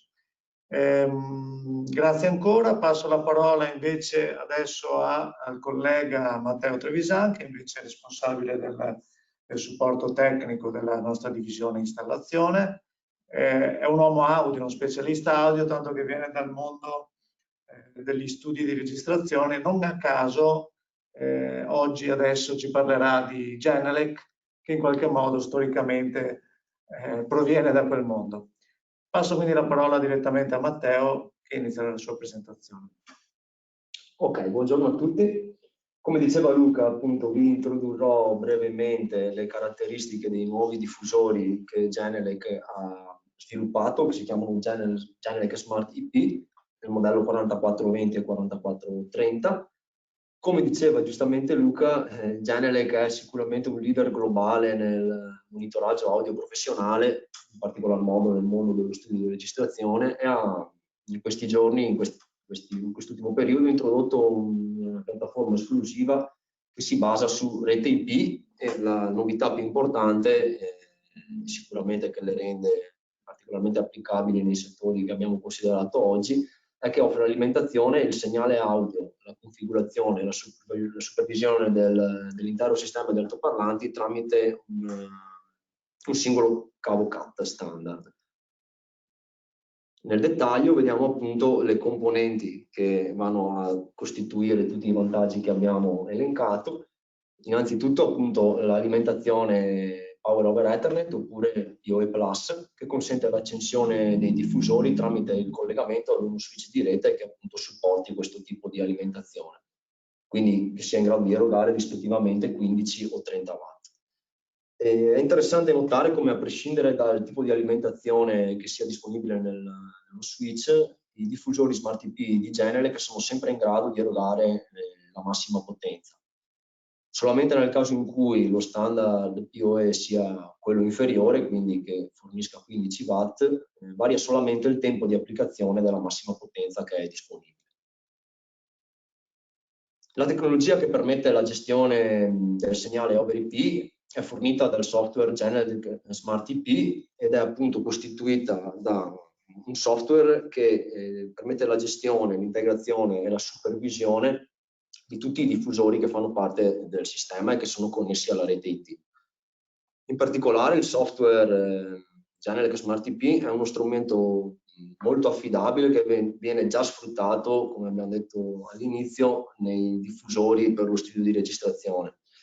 In questo caso specifico sono però state implementate alcune funzioni ulteriori che sono diciamo, particolarmente adatte al settore dell'install, come appunto gli strumenti per il rilevamento dei dispositivi, l'equalizzazione e la calibrazione automatica della stanza e l'organizzazione del sistema, incluso il monitoraggio dello stato, molto importante per quanto abbiamo visto anche in precedenza in merito al monitoraggio dell'impiantistica. Oltre a questo è ovviamente disponibile un set di API per l'integrazione del controllo dei diffusori Smart IP all'interno di sistemi di domotica o in caso di presenza di controllo di terze parti. Questo permette ovviamente l'automazione e il controllo da pannelli touch o da sinotici realizzati appositamente per la domotica o per contesti anche più corporate. Il vantaggio dello streaming over IP è che supporta un numero praticamente illimitato di canali e che la sincronizzazione avviene in modo automatico in base al tipo di protocollo che viene utilizzato, sia in questo caso AS67 oppure Dante. A loro volta i flussi di streaming over IP vengono controllati tramite il software Dante Controller nel caso in cui si sfruttino questi protocolli, ed ognuno dei diffusori Genelec può riprodurre un canale oppure la somma dei due canali in ingresso, con frequenza di campionamento da 32 a 96 kHz e risoluzione da 16 a 24 bit. Infine, quello che diciamo rende più semplicemente riconoscibile un diffusore normale, tra virgolette, è disponibile anche un classico ingresso analogico bilanciato su connettore Euroblock, che contraddistingue anche in questo caso la tipologia di prodotto dedicata fondamentalmente all'install e che permette l'applicazione di questi prodotti anche in contesti non specificamente IT. Tutte queste caratteristiche permettono un consistente risparmio di tempo e lavoro in fase di installazione. La piattaforma tecnologica che viene fornita tramite Genelec Smart IP offre un percorso più semplice ed economico verso installazioni che sarebbero normalmente più costose o comunque che comporterebbero un tipo di approccio molto più oneroso in termini di tempo. Dal punto di vista del prodotto, diciamo, i modelli sono due, 4420 e 4480, sono entrambi equipaggiati con due amplificatori in classe D da 50 watt ciascuno per la gestione della parte alta, che è costituita da un tweeter 19 mm, e per la parte bassa, che è costituita da un driver da 105 nel caso del modello 4420 e da 130 nel caso del modello 4430, che è ovviamente più grande. Sono disponibili dal punto di vista estetico, che non è un parametro da sottovalutare considerando il contesto in cui vengono installate, sono disponibili appunto nel colore bianco, nero, in alluminio grezzo oppure anche in 120 RAL ordinabili, diciamo, e selezionabili. Questo perché la versatilità è notevole anche dal punto di vista estetico e si traduce in una grande adattabilità in fase di installazione. Il diffusore audio in questo caso infatti diventa un elemento di design e si deve integrare nell'ambiente garantendo il pieno rispetto delle specifiche architettoniche e stilistiche previste dai progettisti coinvolti nello sviluppo. La semplicità del cablaggio appena analizzata inoltre consente lo studio di applicazioni sempre meno invasive anche dal punto di vista strutturale del contesto in cui andiamo ad operare. A questo proposito vediamo un paio di esempi di installazione. Questo è il Mosegat Museum che si trova in Danimarca, dove è stata, diciamo, predisposta un'installazione che riguarda Pompei, Ercolano e l'eruzione del Vesuvio. Il sound design è stato sviluppato e realizzato con 51 speaker Smart IP 4430 che, combinati appunto alla scenografia e alla mappatura del video, permettono al visitatore di immergersi in modo completo anche nell'esperienza che l'installazione vuole offrire. Come appunto da specifiche, tutti i diffusori sono alimentati direttamente da un switch di rete e ricevono i canali Dante dalla medesima infrastruttura. Il routing dei canali avviene appunto tramite il software Dante Controller, mentre la calibrazione, la correzione acustica e la gestione vera e propria dei device audio avviene tramite il software Genelec Smart IP. Un altro esempio più prettamente commerciale riguarda l'Östermalm Saluhall, che invece si trova a Stoccolma e è un antico, diciamo, centro commerciale che si è gradualmente evoluto fino a diventare un punto di riferimento sia culturale sia per l'eccellenza gastronomica. Recentemente sono stati introdotti ovviamente molte novità progettuali anche per quanto riguarda la parte audio, e l'obiettivo era quello di implementare appunto un sistema in cui tutte le zone fruibili dalla clientela fossero servite da un sistema di diffusione che garantisse una copertura importante, un bilanciamento in frequenza puntuale e anche una risposta fuori asse reale, diciamo. Questo soprattutto per contrastare il rumore di fondo e creare una comfort zone per i clienti dell'area ristorazione prevalentemente. Il sistema audio è quindi contraddistinto da varie zone con sorgenti a livelli differenziati ed è stata implementata una rete Dante che, come nel caso precedente, con un solo cavo fornisce alimentazione, segnale e controllo a 19 diffusori 4430 che sono stati installati. Oltre a questo, grazie alle API che Genelec fornisce, è installato un sistema di touch panel che permette la gestione, il routing e la regolazione dei livelli per tutte le sorgenti che sono presenti nello stabile.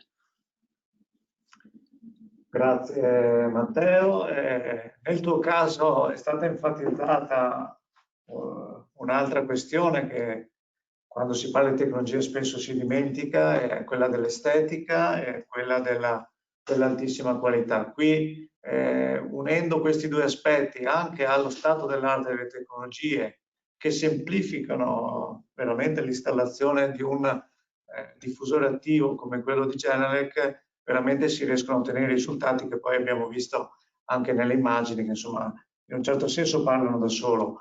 Questo per ricordare l'attenzione all'utente finale che accennavo sempre nella mia introduzione. Passiamo da Genelec invece ad Epson.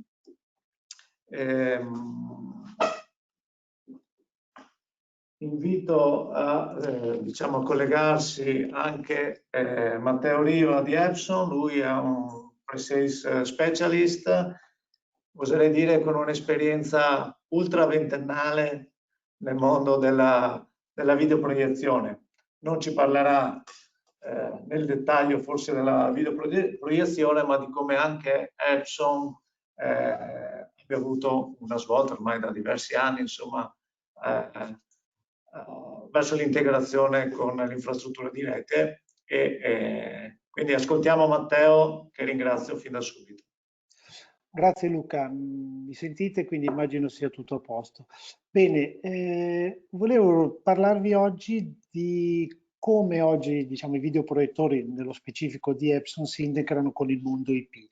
E mi riallaccio un po' anche alla presentazione che ha fatto Panduit all'inizio su quello che è lo standard HD base T, che diciamo oggi è la connessione attraverso il cavo CAT, Cat6 o Cat6A, come abbiamo visto a volte anche col Cat5, dipende dalle lunghezze, più utilizzate in questo momento.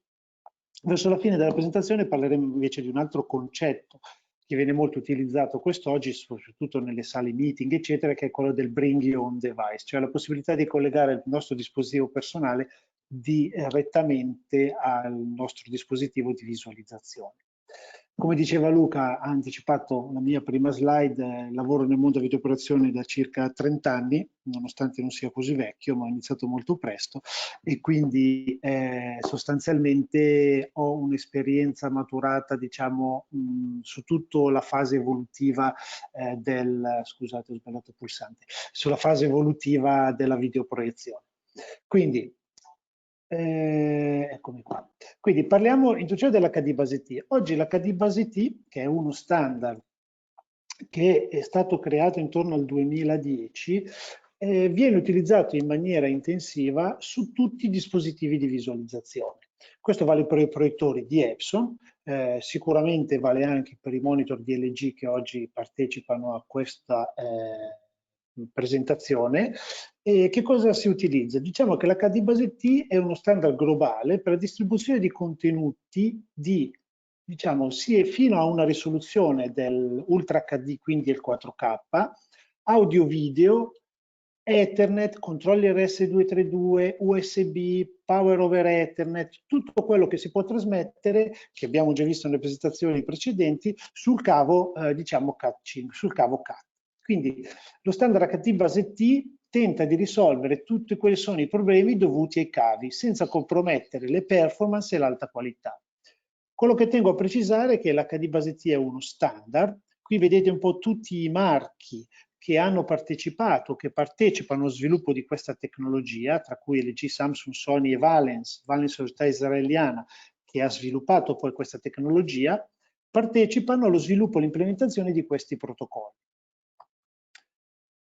Questa slide, ho visto che è stata già utilizzata, sostanzialmente nel mondo audio e video questi sono un po' tutti i connettori che noi oggi abbiamo a disposizione per il trasferimento di quello che, tra virgolette, serve. Io parlo di tutto ciò che serve per far funzionare, non so, un videoproiettore o un monitor. Quindi abbiamo la connessione di rete nel caso in cui vogliamo controllare il proiettore, un cavo che può essere HDMI o DVI o comunque un cavo digitale per il trasferimento dell'immagine, un cavo audio ottico, l'alimentazione, i cavi analogici dell'audio, si usa molto ancora l'audio analogico, diciamo, collegato al proiettore, eventualmente i controlli RS232 o 485 per un motivo soprattutto, diciamo, di legacy, in quanto magari i sistemi di controllo sono stati sviluppati qualche anno fa dove la LAN non si utilizzava ancora, ed eventualmente anche l'USB.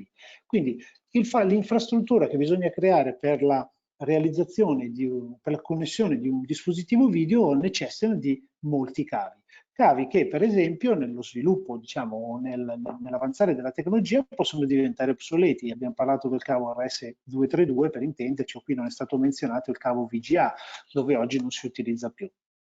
Quindi con l'HD Base T si è cercato di semplificare quindi tutta la connettività digitale mettendola su un unico cavo. Quindi lo standard HD Base T è stato lanciato nel 2010, riprendo un po' anche quello che ha detto Luca all'inizio della presentazione, quindi nel 2020 è stata lanciata la versione 3.0 che supporta il 4K Ultra HD HDR, è sviluppato su una tecnologia di Valens, che è questa azienda israeliana, supportata da un consorzio di aziende che ci hanno creduto fin dall'inizio. Per la connettività riduce tutto a un cavo K5 o a un cavo K6 o K6A.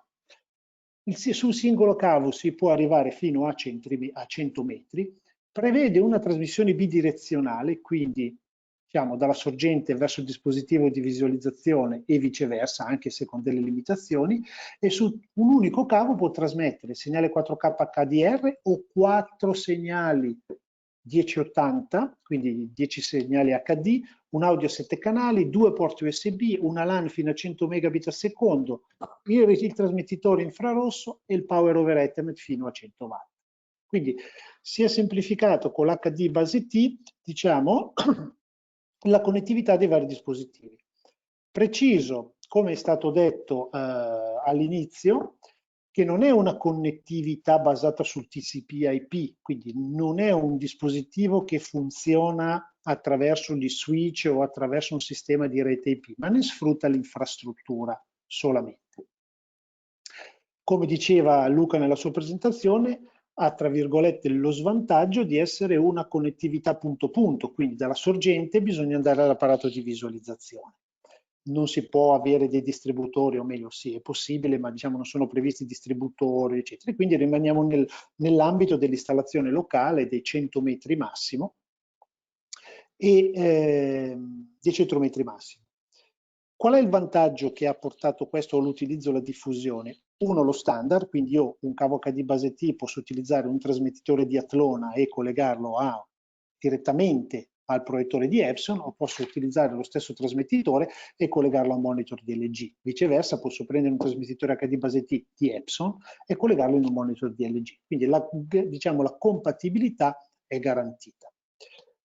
Il vantaggio dell'HD Base T è che non essendo al momento immaginate nel 2010, quindi dobbiamo tornare indietro di 10 anni, prevede una connettività su cavo CAT senza delay, senza nessuna problematica di compressione barra di trasmissione del segnale. Quindi è come se fosse una trasmissione non compressa, senza latenza, tra virgolette, su un cavo CAT.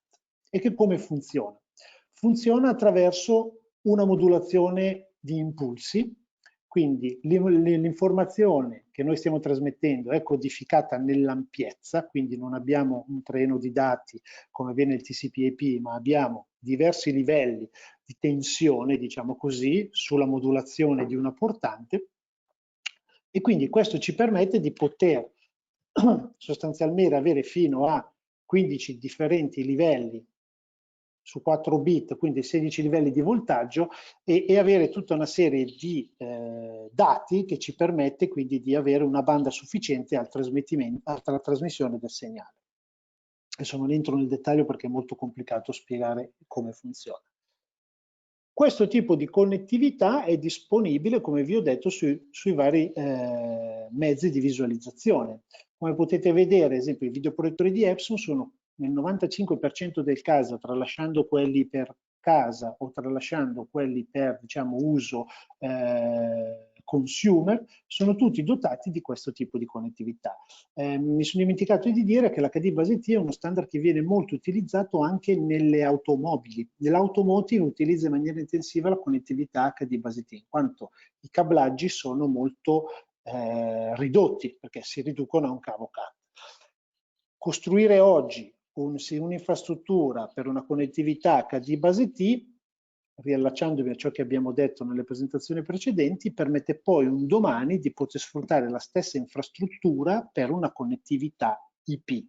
Quindi oggi utilizziamo il cavo Cat6 per una connessione HD base T, potrebbe darsi che fra pochissimi anni utilizzeremo la stessa infrastruttura anziché collegarsi in HD base T per entrare direttamente nei videoproiettori o nei monitor direttamente con uno standard IP.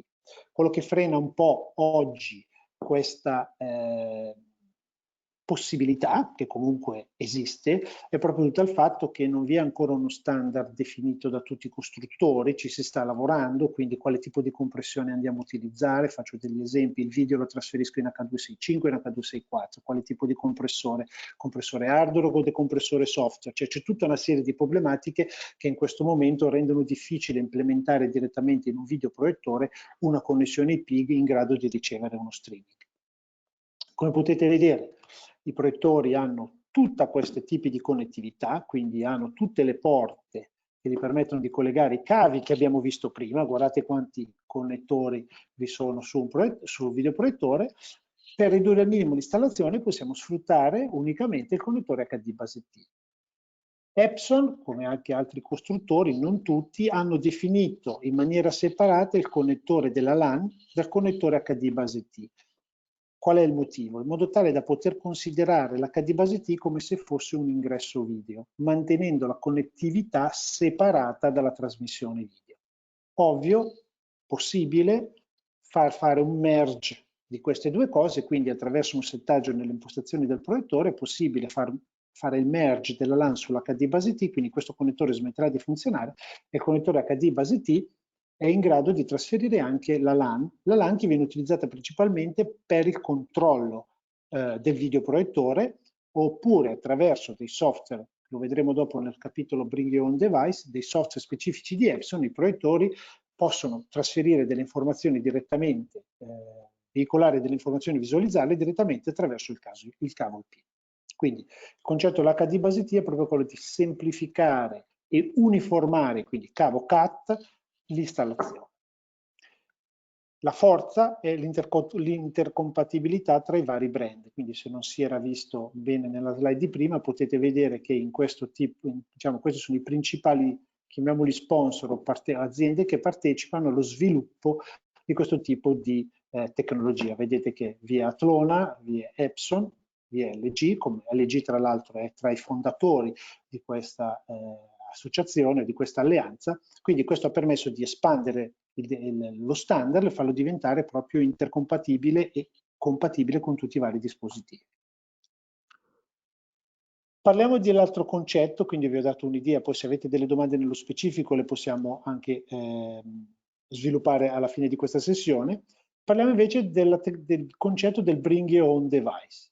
Bring Your Own Device è un concetto che si utilizza, è sempre più richiesto, in quanto in una sala meeting, immaginiamo una sala meeting, dico, i dispositivi personali devono potersi connettere a dispositivi di visualizzazione. Che cosa significa? Significa che io arrivo col mio computer, col mio telefono, col mio tablet, col mio Surface, con quello che diciamo dispositivo portatile che ho a mia disposizione e non voglio condividere i miei dati o le mie informazioni su un computer principale o su un dispositivo che viene usato per la visualizzazione. Non lo voglio fare per un problema di sicurezza, non lo voglio fare perché non ho la possibilità fisica di estrarre i dati. Faccio un esempio, un iPad o un tablet, non ho la porta USB dove io posso estrapolare i dati su una chiavetta. Quindi voglio collegare il mio dispositivo. Ovviamente per fare questo tipo di connettività ho bisogno o di una connettività wireless, o di una connettività LAN, o di quella che andremo a analizzare anche una connettività di tipo Miracast. Questo tipo di connessione deve essere fatta in modo semplice, quindi non devo essere un IT manager o avere competenze molto avanzate di IT per collegare il mio computer o il mio tablet o il mio telefono al mio dispositivo di visualizzazione. Deve essere veloce e deve mantenere la stessa qualità che io ho sul mio dispositivo, quindi non deve avere perdite di qualità o perdite di frame rate o tutto quello che può essere. Una prima soluzione che il mercato ha dato è quello del Miracast, o anche chiamato Wi-Fi Direct, o anche chiamato Screen Mirroring. Ci sono diversi modi per chiamarlo. Diciamo che però la parola che si utilizza per questo tipo di tecnologia è chiamato Miracast. Quindi il Miracast per definizione è la possibilità di condividere i nostri contenuti in alta definizione attraverso il Wi-Fi, senza bisogno di nessun tipo di infrastruttura e nessuno ovviamente senza nessun bisogno di nessun cavo di collegamento. Quindi il Miracast permette di condividere senza fili contenuti multimediali di qualsiasi tipo, immagini, filmati a alta risoluzione, tra dispositivi Wi-Fi, anche se la rete non è disponibile. Quindi significa, sicuramente molti di voi lo fanno con il televisore di casa, anche se lo smart TV che avete non è collegato alla rete di casa, se voi andate a fare screen mirroring sul vostro telefono o sul vostro smartphone, vedrete apparire il televisore. Quindi si crea una Wi-Fi, una connettività senza fili tra il dispositivo portatile e il dispositivo di visualizzazione che permette poi di condividere i contenuti. Questo vale per il mondo Android e per il mondo Windows. Okay? Nel mondo Apple non è ovviamente, ma ahimè, Apple non ha sposato la tecnologia Miracast, ma ha sposato la sua tecnologia propria che è l'Apple Play.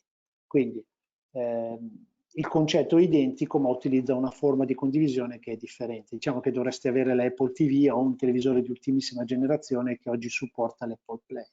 Quindi il Miracast viene utilizzato anche sulle autovetture, quindi è la possibilità di condividere lo screen mirroring con il sistema di infotainment delle automobili rispetto al nostro dispositivo mobile e condividere le immagini del nostro laptop direttamente con il videoproiettore nella meeting room. Può streamare tranquillamente filmati in HD o in 4K o Ultra HD che si voglia, senza nessuna perdita di frame rate, visualizzare le immagini, eccetera. Quindi è un dispositivo, un sistema che permette di visualizzare i nostri contenuti senza alcun tipo di problematica legata ai cavi. Per quanto riguarda i videoproiettori di Epson, qui vi ho fatto degli esempi, abbiamo diversi dispositivi.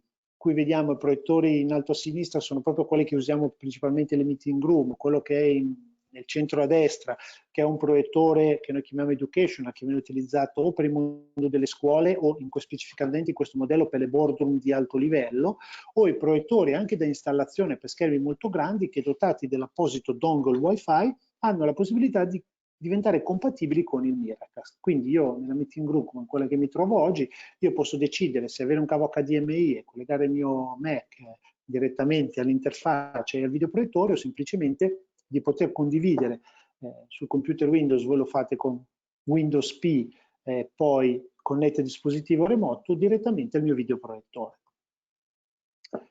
Un'altra applicazione del Bring Your Own Device è quello di avere dei dispositivi che sono one click to go. Qui ho messo tre differenti costruttori, per esempio nell'immagine in alto a destra c'è Barco ClickShare, il Viago di Kramer e quello che è messo è di un altro costruttore di terze parti, che permette di fare che cosa? Semplicemente collegando questo dongle USB al mio computer e premendo un pulsante io posso mandare in onda, quindi visualizzare i miei contenuti. Quindi soluzione easy, connetto alla porta USB il mio dispositivo, è facile da utilizzare e veloce. Oltre a questi dispositivi che sono diciamo standardizzati, quindi non necessitano di installazione di software, non necessitano di nessun tipo di particolari applicazioni o app da scaricare, nel mondo di Epson esiste la possibilità di utilizzare delle software specifiche per Windows o per Mac o per Android o iOS, delle app dedicate, che permettono un po' di fare esattamente la stessa cosa che fa il Miracast. Quindi io mi posso collegare al videoproiettore e posso condividere i contenuti che ho sul mio dispositivo personale direttamente. Quindi posso passare tramite l'infrastruttura di rete, quindi il proiettore è collegato non in wifi ma è attaccato al cavo, quindi tramite la porta LAN del proiettore mando in onda le mie presentazioni, faccio un esempio, oppure attraverso il wifi condivido le mie presentazioni. Quindi molto velocemente vi ho dato un'idea di quello che poteva essere il mondo, diciamo, di connettività tramite il cavo CAT e tramite il cavo wireless. Se ci sono tramite la connettività wireless, se ci sono delle domande, io sono qui poi a disposizione per rispondere un po' più nel dettaglio. Grazie a tutti. Luca, ti ripasso la parola. Grazie mille Matteo.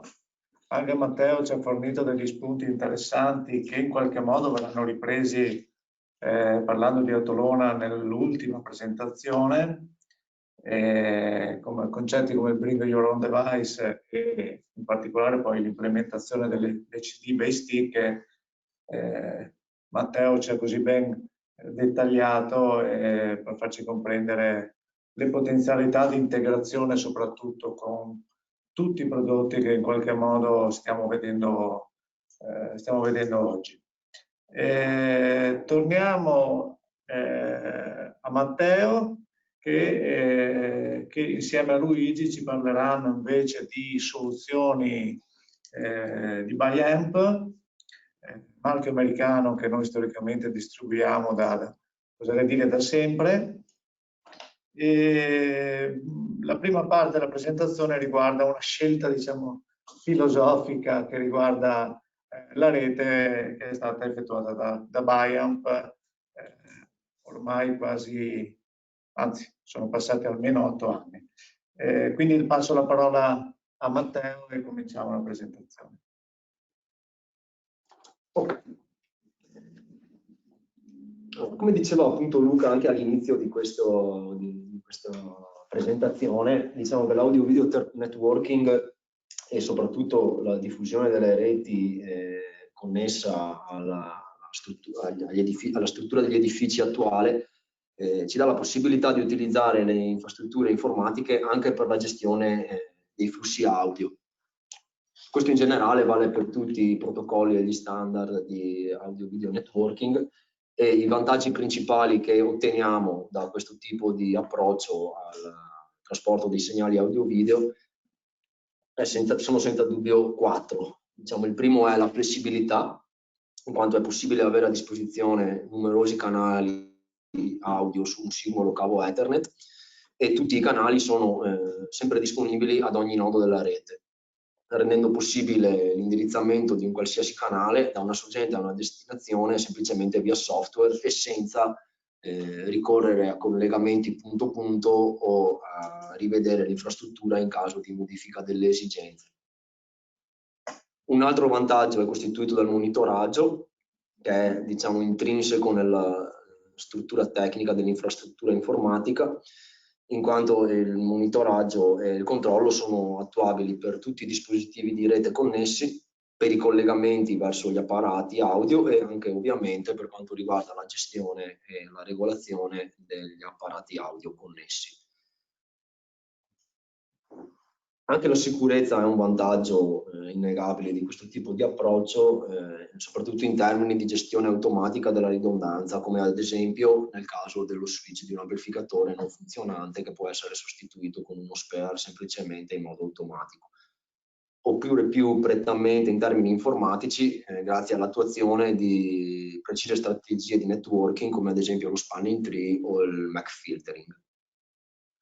Infine, un altro vantaggio importante è costituito dalla scalabilità, perché in ogni momento, previa una idonea progettazione della rete, possiamo aggiungere un nodo, considerando appunto un nodo con un apparato audio. Questo è possibile perché è intrinseco che la rete è una struttura aperta e può essere appunto scalabile in molti termini. Nel caso specifico, lo standard AVB-TSN, che sta per Audio Video Bridging e Time Sensitive Networking, si tratta di uno standard per il trasporto di segnali audio-video su rete IP, appunto Audio-Video Networking. AV New Alliance, che ha elaborato lo standard, è una community che è impegnata costantemente nella creazione di un ecosistema che ha determinate caratteristiche, quali l'interoperabilità, la bassa latenza, la sincronizzazione di questi device nel tempo e l'affidabilità. L'affidabilità intesa come affidabilità nel trasporto del segnale.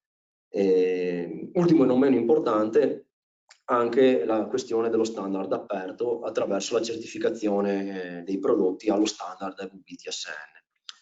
Per convenzione, questo tipo di standard viene normalmente riconosciuto con il solo acronimo di AVB, ma è importante sottolineare che la sua applicazione non è limitata solamente all'audio-video professionale. I fondatori di questa alleanza tecnologica AVNew infatti sono Cisco, Harman e Intel, e questi tre nomi diciamo, ci fanno già capire che il mercato automotive e l'elettronica di consumo industriale sono settori dove maggiormente trovano applicazione gli standard time sensitive, dove appunto la variabile del tempo e della bassa latenza del sincronismo sono fondamentali. Le esigenze che hanno indotto AVNew alla creazione di questo standard di audio networking sono molte, diciamo. Fondamentalmente uno dei principali è la necessità di non pagare delle royalty al momento dell'acquisto dei prodotti dotati di questo tipo di comunicazione. IEEE 802.1 infatti ha definito questo standard aperto e disponibile per tutti i produttori di hardware. La certificazione prevista rende molto affidabile la completa compatibilità delle interfacce con lo standard AVB ed evita di sostenere costi ulteriori, come avviene nel caso di altri protocolli proprietari. Un'altra esigenza che è emersa è relativa allo sfruttamento delle infrastrutture di rete esistenti. Infatti gli standard AVB sono inclusi nella rete Ethernet e ne fanno parte, consentendo quindi di implementare una rete audio-video a bassissima latenza, senza però la necessità di intervenire a livello hardware, se non prevedendo l'introduzione o l'attivazione di uno switch intelligente che sia compatibile con AVB. A livello invece prettamente più tecnico, le specifiche audio-video ritenute indispensabili sono la bassa latenza, quindi un ritardo noto e più breve possibile nella riproduzione del segnale audio trasmesso, la tecnologia di Reservation Protocol, ossia un protocollo che consente di identificare con certezza le tempistiche connesse al trasporto del segnale e analizzando il percorso fino all'endpoint in modo tale da poter prenotare il traffico necessario per i flussi coinvolti, garantendo appunto l'affidabilità del trasporto. Infine il sincronismo, che permette di supportare il corretto allineamento di stream multipli in base alla prenotazione effettuata tramite appunto un timing preciso, come abbiamo visto nel caso del Reservation Protocol.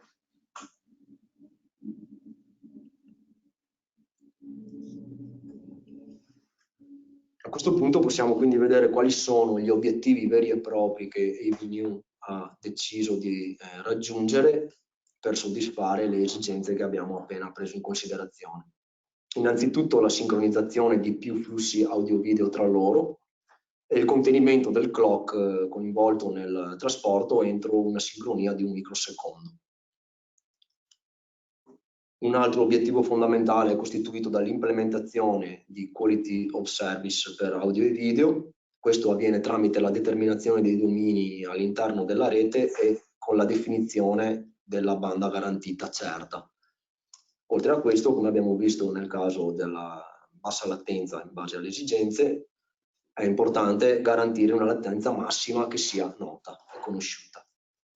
Ultimo obiettivo molto importante, la convergenza, in quanto all'interno della rete il traffico AVB deve poter coesistere con il traffico che invece non è AVB. Nel dettaglio vediamo il posizionamento degli standard AVB all'interno del modello ISO OSI e per quanto riguarda gli standard introdotti da IEEE. Gli obiettivi che abbiamo visto in precedenza di sincronizzazione, quality of services e convergenza vengono appunto raggiunti dallo standard AVB tramite l'applicazione di un insieme di 4 protocolli standard di livello 2 che sono stati elaborati da IEEE e sono quelli indicati nel riquadro rosso che vediamo in questa slide. Nel dettaglio, IEEE 802.1 AS garantisce l'obiettivo di sincronizzazione tramite l'instaurare della master clock e la definizione degli algoritmi di negoziazione per definire l'allineamento e la sincronia di tutti i device che sono coinvolti. Grazie a questo protocollo è possibile raggiungere un'accuratezza di sincronia di 1 microsecondo su 7 hop di rete ed è un risultato molto importante per quanto riguarda appunto il sincronismo.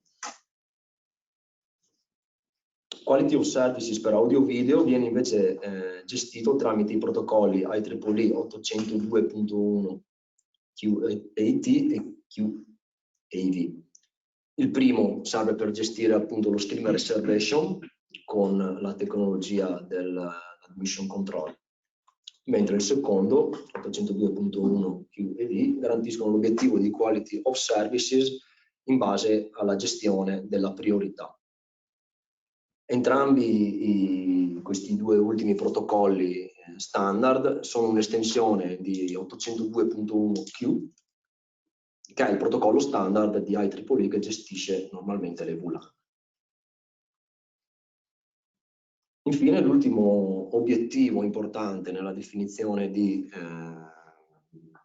AVB è la convergenza, che viene raggiunta tramite il protocollo IEEE 802.1 BA, che è quello che permette di identificare i dispositivi AVB e non AVB all'interno della rete, marchiandoli in base alle caratteristiche proprie dei device stessi. Ripasso la parola a Luca e intanto vi ringrazio. Ringrazio Matteo con questa digressione forse un po' più tecnica riguardante la famiglia di protocolli Time Sensitive Networks.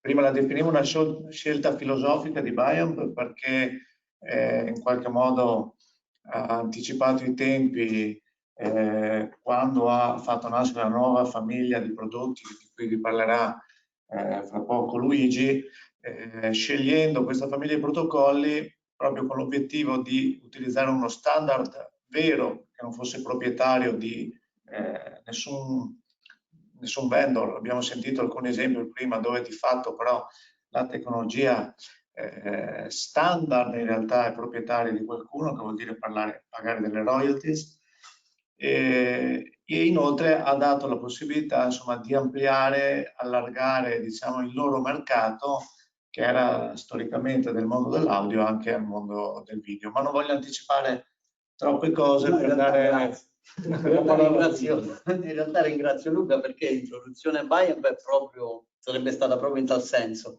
Un marchio noto ai più per la produzione di apparecchiature audio, parliamo di matrici, DSP, elettroniche di controllo di sistemi diciamo complessi già su rete ormai, se pensiamo a Audia, insomma prima dicevamo intorno ai 20 anni nel nostro utilizzo sul campo, in diversi ambiti anche, non so, mi viene in mente in ambito elettronica di controllo in ambito EVAC, quindi con elettroniche certificate N5416, ma ad oggi, ecco, sicuramente media, possiamo dire. Perché media?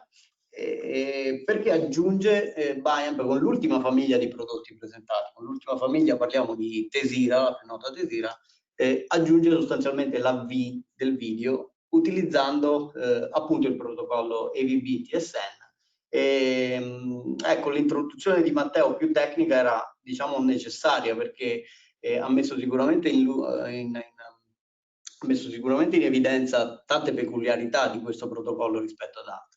Ha parlato di un utilizzo di questo protocollo in ambito automotive, in ambito industriale, in ambito audio-video professionale, video professionale. Parliamo sostanzialmente di un agreement tra diversi marchi, quindi tra diversi produttori, tra cui appunto Biamp, che con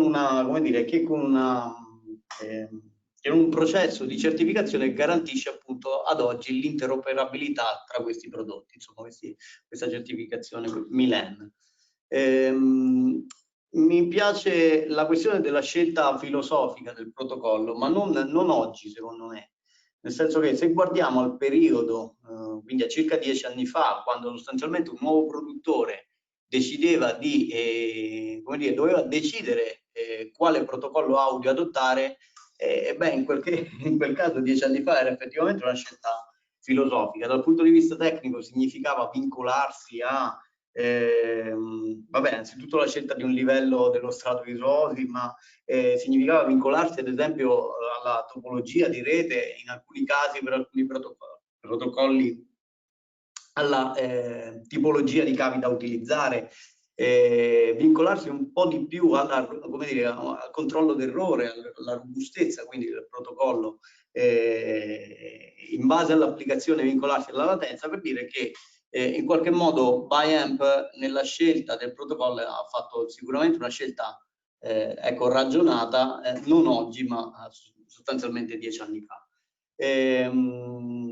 Quelle che vedete elencate sono sostanzialmente le peculiarità del protocollo ben evidenziate da Matteo. Tra queste, quelle che vi segnalo su tutte è sicuramente il lip sync, o meglio la sincronizzazione deterministica, quindi la possibilità di avere la certezza della sincronizzazione al campione. La banda riservata è sicuramente, per quel che riguarda, come dire, un video non compresso, in qualche modo la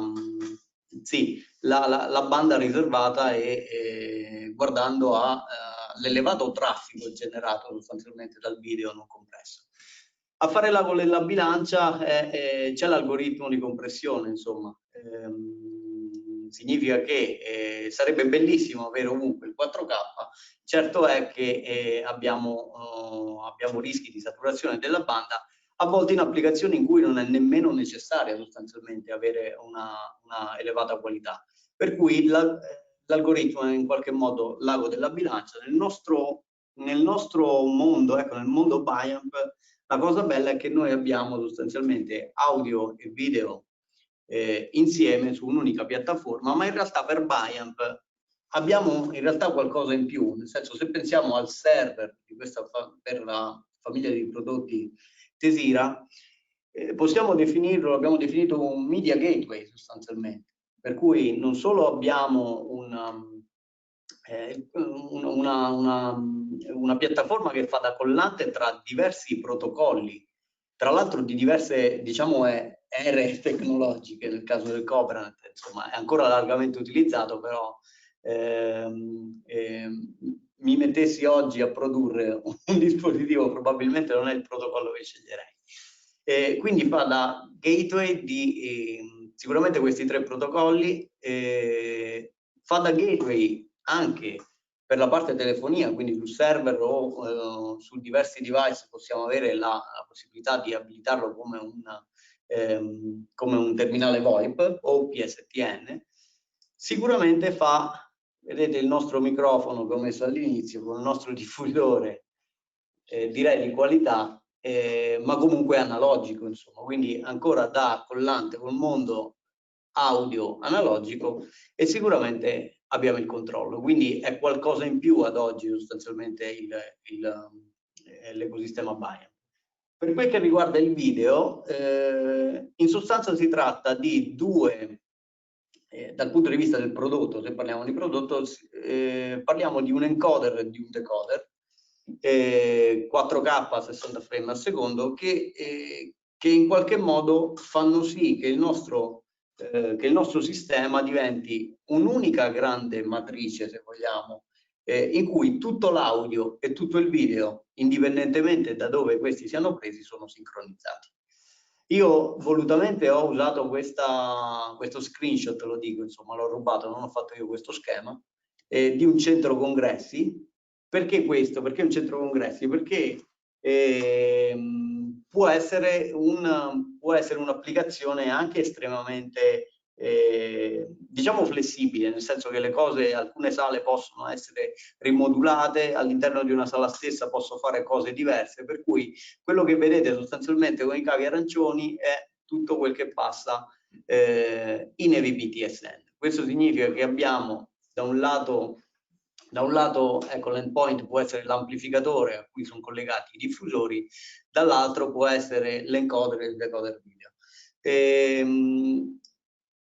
Dal punto di vista invece dei microfoni, perché nella famiglia Tesira sostanzialmente abbiamo l'altro endpoint che può essere il microfono AVB, in questo caso è aggiunta addirittura questa funzione di beam tracking. Significa che se guardiamo ad esempio quei piccoli moduli che sono dei microfoni a sospensione TCM1, nel caso di sala modulare sostanzialmente questi vanno a, è chiaro che viene fatta, vado avanti e poi ritorno qua, viene fatta una progettazione per capire qual è il grado di copertura entro particolari condizioni acustiche delle sale. Comunque sia, una volta fatta questa distribuzione per garantire la copertura su tutti i punti della stanza, sostanzialmente la tecnologia beam tracking non fa altro che seguire chi parla, quindi ci sono degli algoritmi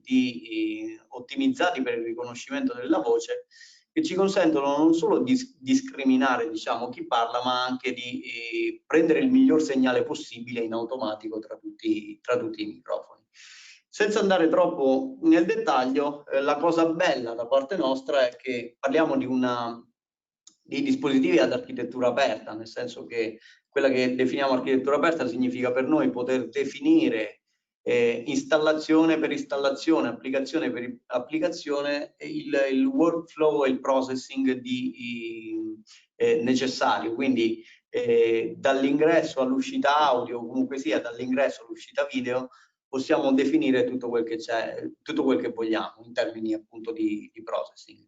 Questo lo facciamo mediante Tesira Software. La cosa bella per noi è che su quest'unico software riusciamo ad avere delle partizioni audio e delle partizioni video e un po' come visto anche per altri sistemi abbiamo comunque dei software a monte più IT friendly, diciamo, in cui è possibile poi monitorare semplicemente i dispositivi.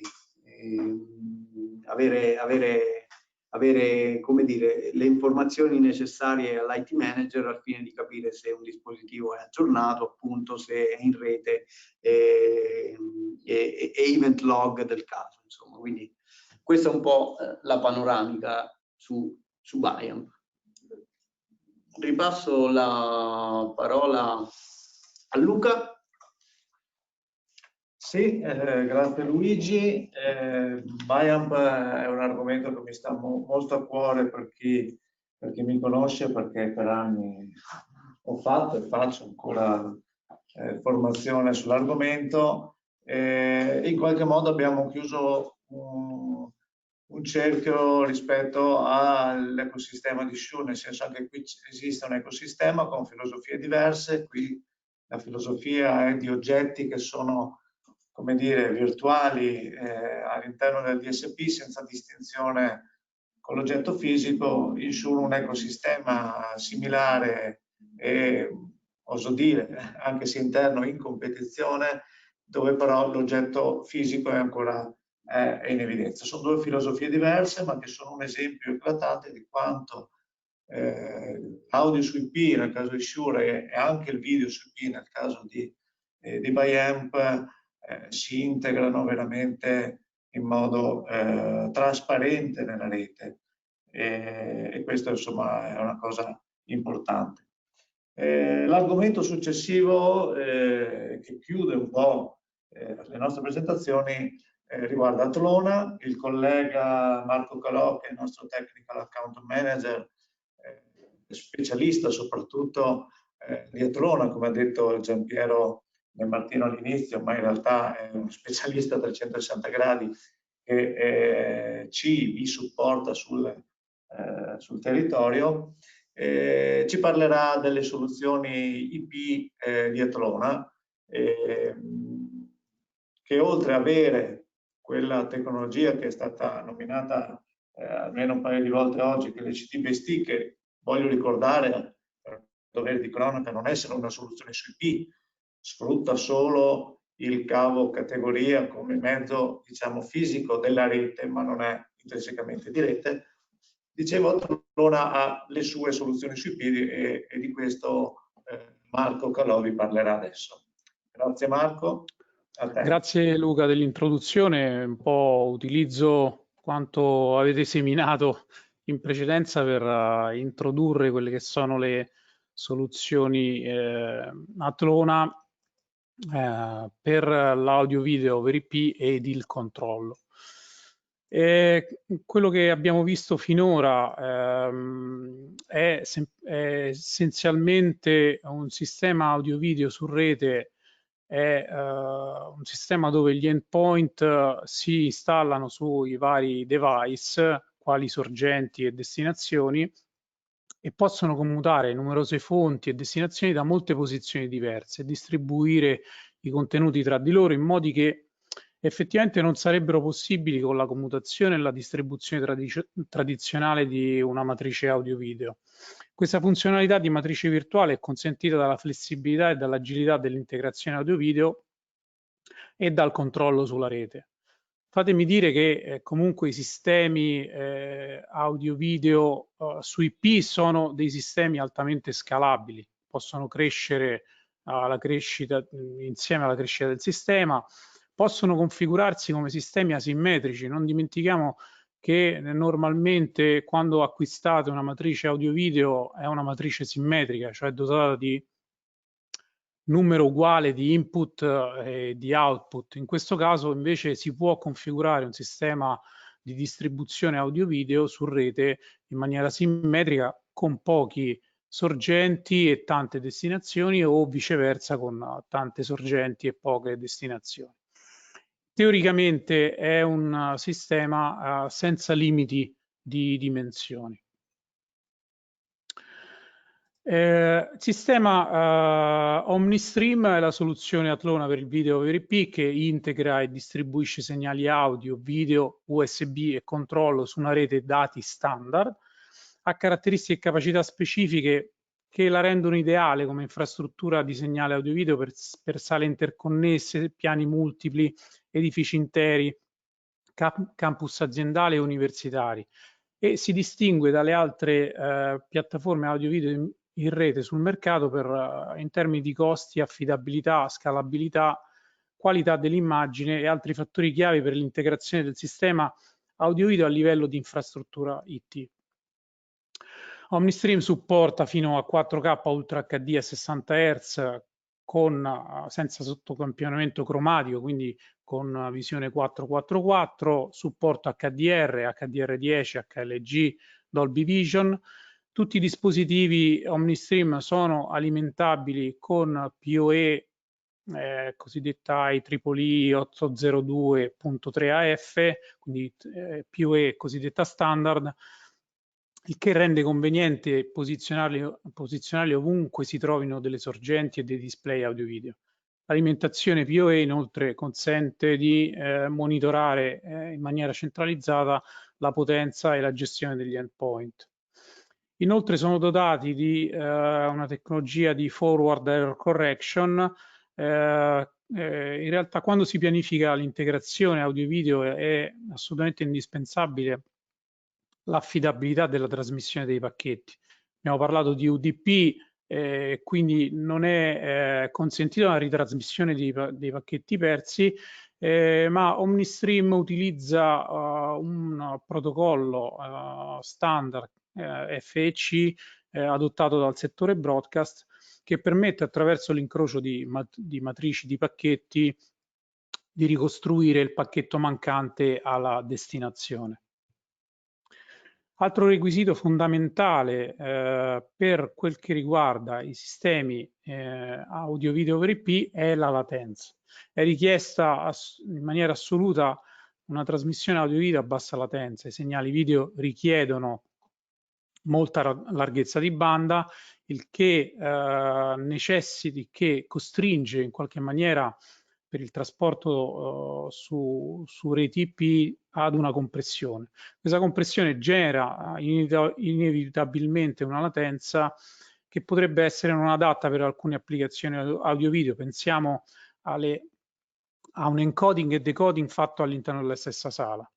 OmniStream utilizza un algoritmo di compressione leggera di tipo Dirac VC2 utilizzata dalla BBC in ambito broadcast per le Olimpiadi del 2012. È una decodifica, un encoding libero da royalty e garantisce a risoluzioni Full HD latenze inferiori al frame. Si arriva a mezzo frame corrispondenti a 8 millisecondi a 60 Hz.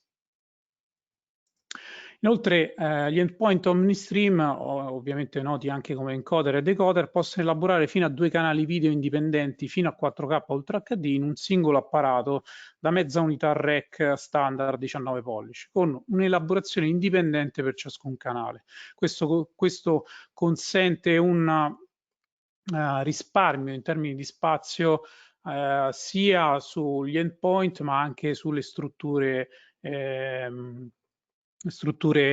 server. Inoltre, per un discorso di sicurezza, la gestione IT richiede misure di ridondanza e failover per i componenti chiave del sistema IT. Ovviamente questo per massimizzare i tempi di attività del sistema. L'IT gestisce sempre di più i sistemi audio-video. I sistemi audio-video in rete devono in qualche maniera soddisfare requisiti analoghi a quelli degli altri, passatemi il termine, host e server IT. Atlona ha progettato i sistemi OmniStream con un occhio particolare a questo tipo di richiesta di affidabilità, implementando dei flussi primari e secondari sia ridondanti, sia di tipo fisico che di tipo logico. Quindi avremo dei cablaggi che possono essere suddivisi su più network a livello fisico, ma possono essere anche delle ridondanze di tipo logico. Come vedete nell'esempio evidenziato, quando uno stream non passa sul network 1, automaticamente viene veicolato sul network 2. Sempre per un discorso di integrazione con il mondo IT, con i sistemi audio-video collegati in rete come parte dell'infrastruttura IT, la sicurezza è un'altra chiave per l'integrazione, per applicazioni governative, militari, aziendali. Ovviamente la protezione delle informazioni sensibili è assolutamente essenziale, compresi i contenuti condivisi delle presentazioni audio-video.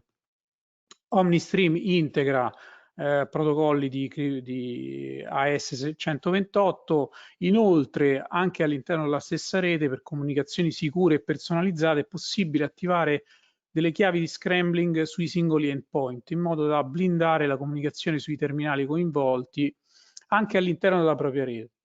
Inoltre include parametri di sicurezza di rete standard del settore, tra cui IEEE 802.1 X e anche una doppia NIC per una gestione separata delle reti audio, video e corporate. Integrazione audio USB su IP. Gli encoder e decoder OmniStream trasmettono l'audio utilizzando AES67. Abbiamo visto in precedenza che è uno standard che consente anche l'interoperabilità con prodotti AES67 di terze parti e inoltre sono compatibili con lo standard Dante Audinate, che è la tecnologia audio su IP più popolare del settore audio-video. L'integrazione inoltre con USB permette applicazioni audio-video over IP con l'utilizzo di apparati di sala che vanno ad integrarsi su applicazioni di soft codec quali Zoom, Teams, Hangout, WebEx e GoToMeeting, tanto per citarne qualcuno.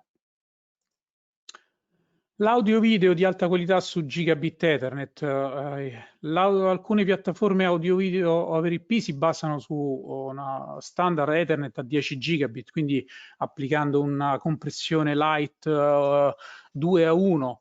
E questo ovviamente costringe in qualche maniera all'utilizzo di apparati 10 gigabit ancora costosi e non ampiamente implementati per switch o endpoint remoti. Inoltre il Power over Ethernet ovviamente non è disponibile con il 10 gigabit Ethernet in fibra ottica e a tal proposito OmniStream funziona su una rete a 1 gigabit con una compressione cosiddetta visually lossless, cioè l'utente non ha visibilità della perdita di segnale, quindi risulta assolutamente identico visivamente al pacchetto, al segnale trasmesso dall'encoder. Ovviamente OmniStream offre inoltre comunque una scalabilità intrinsecamente maggiore. Se pensiamo ovviamente che le piattaforme audio-video che utilizzano lo standard a 10 gigabit su un singolo uplink il passaggio dei dati ci sarà una singola trasmissione su un uplink da 10 gigabit. OmniStream permette, vista anche l'occupazione di banda configurabile e variabile dai 200 ai 900 megabit al secondo, il passaggio non è assolutamente matematico, da 8 a più stream 4K su un segmento di rete a 10 gigabit. Quindi con per esempio 2 o 4 uplink si può tranquillamente creare una rete dove tutti i segnali passano da una switch all'altra. Passiamo ora da un altro argomento. Vi ho accennato al discorso del controllo, rimanendo in tema IT. Velocity è una piattaforma di controllo audio-video assolutamente innovativa che riunisce un set di funzionalità unico su un unico processore server, il quale questo set di funzionalità si traduce in una estrema scalabilità del sistema, un basso costo di acquisto per room controllata. L'architettura di sistema è basata su IP, consente a un singolo processore di rete, un server di rete Velocity, di servire simultaneamente più sistemi audio-video, garantendo l'efficienza complessiva del sistema. Consente inoltre di risparmiare tempo prezioso grazie alla possibilità di configurare i sistemi di controllo in pochi minuti e di apportare rapidamente modifiche al sistema senza una conoscenza approfondita di programmazione. Velocity, come vi ho detto, è scalabile, la scalabilità va alla portata di tutti, serve più sistemi audio-video da un singolo processore, semplificando l'integrazione e riducendo i costi. Inoltre la ridondanza del sistema per una massima tranquillità, Velocity consente l'aggiunta di un secondo server di backup con il quale si può gestire la ridondanza e il ripristino di emergenza immediato. Atlona Velocity inoltre effettua in automatico backup quotidiani o manuali download di log di sistema, reportistica per sala o device, inviando automaticamente email ad indirizzi configurabili. Inoltre Atlona Velocity permette la generazione di certificati self-signed e l'installazione di chiavi e certificati SSL di organizzazioni esterne.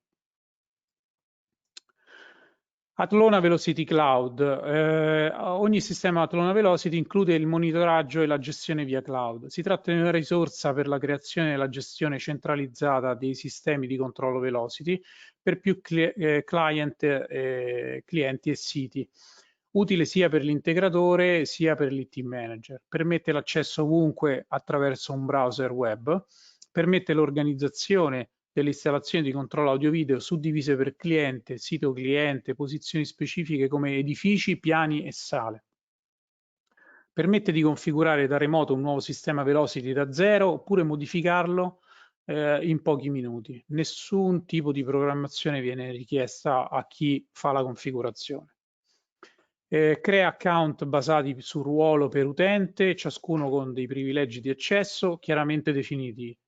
Inoltre permette il monitoraggio continuo del sistema e una valutazione rapida dello stato del sistema e del singolo dispositivo. Gestione delle risorse audio-video. Atlona Velocity include AMS, che è l'acronimo di Atlona Management System, è un tool per la configurazione, gestione, upgrade di dispositivi audio-video Atlona, con la possibilità di eseguire tutte queste operazioni in maniera massiva. Permette una valutazione rapida del sistema e dei dispositivi collegati. Atlona Velocity include al proprio interno un sistema di room scheduling. Oltre al controllo audio-video è un server di room scheduling per i touch panel Velocity, è compatibile e integrabile in maniera molto semplice con Google Calendar Suite e Microsoft Office 365 oppure calendari terze parti scrivendo ovviamente le API. Configurabile insieme al sistema di controllo per attivare funzioni e macro audio video. Per esempio, pensate a ogni volta che una riunione inizia e termina, il sistema di controllo automaticamente accende e predispone la sala e la spegne al termine dell'utilizzo. Inoltre, come già vi ha parlato anche Matteo, qui parliamo di BYOD, non di condivisione video, ma BYOD per il controllo. Il BYOD è già integrato nella soluzione, è senza licenza e non ha limiti di numero di device abbinabili. Velocity inoltre migliora la collaborazione. Velocity ha già al suo interno dei tool per l'integrazione di sistemi audio-video per quello che riguarda per esempio Cisco e Zoom per la videoconferenza. Nella roadmap ci sono anche Teams, Hangout e a breve avremo questi sistemi direttamente accessibili dal pannello di controllo Atlona Velocity. Andiamo ora ad analizzare un piccolo schema che ci dà un po' l'idea di come lavora Velocity. In questo schema abbiamo due server gateway configurati in ridondanza che gestiscono fino a 10 room. Entrambi sono collegati alla rete audio-video LAN e permettono la gestione. In questo caso abbiamo 3 sale separate, quindi un singolo processore consente la gestione di 3 sale separate. Nel nostro caso abbiamo una sala audio-video controllo, abbiamo una sala solamente di room scheduling, quindi abbiamo un touch panel per il room scheduling e un display di presentazione.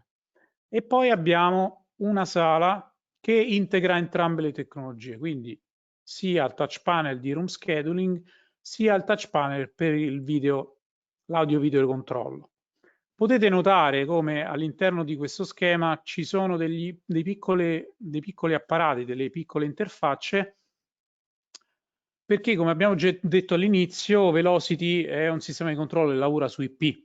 Quindi se dobbiamo interfacciarci con delle interfacce di basso livello, quali per esempio contatti puliti, input digitali, seriali, porte seriali oppure porte infrarosso, ci sono dei piccoli gateway che, alimentati via PoE, trasformano i comandi del server Velocity in comandi di segnali a basso livello. Sono facilmente integrabili, aggiungono il vantaggio della dislocazione dove servono. I classici processori di controllo normalmente sono dotati di, trovate sul mercato, processori di controllo con 8 porte seriali, 8 porte relè, 8 porte infrarossi, per esempio, a bordo del processore. Quindi se dobbiamo portare per esempio il controllo seriale ad un proiettore che sta per esempio a 50 metri di distanza, quella porta diventa inutilizzabile. Un altro schema applicativo dove vediamo qui un'applicazione dove il server Velocity utilizza entrambe le porte per accedere in maniera separata alla LAN aziendale, quindi alla LAN corporate o universitaria o che si voglia, e in maniera indipendente a una LAN audio-video. Qui viene evidenziato l'utilizzo del cloud, quindi Velocity Cloud permette l'accesso alla rete aziendale attraverso un tool già presente all'interno del server. E l'altra cosa interessante che volevo farvi notare è come, per esempio, questo device Atlona possa in qualche maniera controllare via seriale il display utilizzando una porta fisica. Cioè, cosa succede qui? Non mettendo un'interfaccia Ethernet seriale, Atlona Velocity attraverso l'Ethernet raggiunge il device Atlona e attraverso il collegamento HD base T riesce ad inviare un comando seriale al display, di fatto controllandolo in maniera bidirezionale. Quindi possiamo notare come l'integrazione sia totale e la configurazione totalmente decentralizzata. Mi piace dire che Atlona Velocity è un componente decentralizzato, ma che poi si integra totalmente in maniera distribuita al sistema audio-video. Con questo ho concluso, rimando la parola a Luca e alle domande e risposte. Grazie Marco. Un secondo che prendo possesso della presentazione. Ok,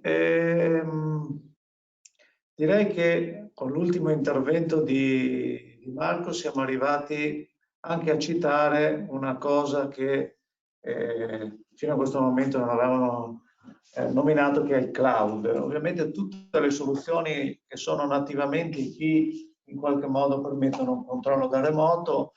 Velocity Cloud è un esempio, ma anche SageView di Viamp che abbiamo visto con Luigi, System-On di Shure, sempre visto con Luigi, piuttosto che SuperSign di LG, sono applicazioni che permettono anche la gestione tramite la rete internet, e quindi ancora una volta in un certo senso si chiude il cerchio con quella IoT del mondo audio-video che in qualche modo mi sono inventato nella presentazione iniziale. Controlliamo prima di chiudere se ci sono delle domande.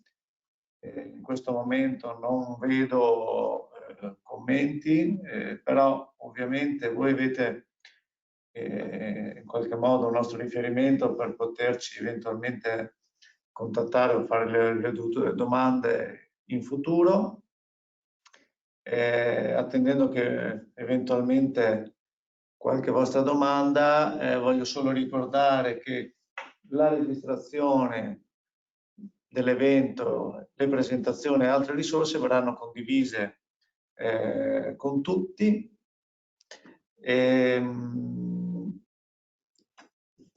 Altro aspetto che mi premeva ripetere è chiedere scusa per il piccolo momento di silenzio che per chi viene dal mondo dell'audio forse è la cosa peggiore che ci sia all'inizio della presentazione. Non ci vedevamo nemmeno. La cosa comunque dobbiamo riderci sopra, ma va bene così. Spero che gli argomenti in generale abbiano catturato la vostra attenzione. Mi rendo conto che le cose dette sono state molteplici. Il filo conduttore voleva essere per forza la rete. Spero che accettiate anche alcune declinazioni magari un po'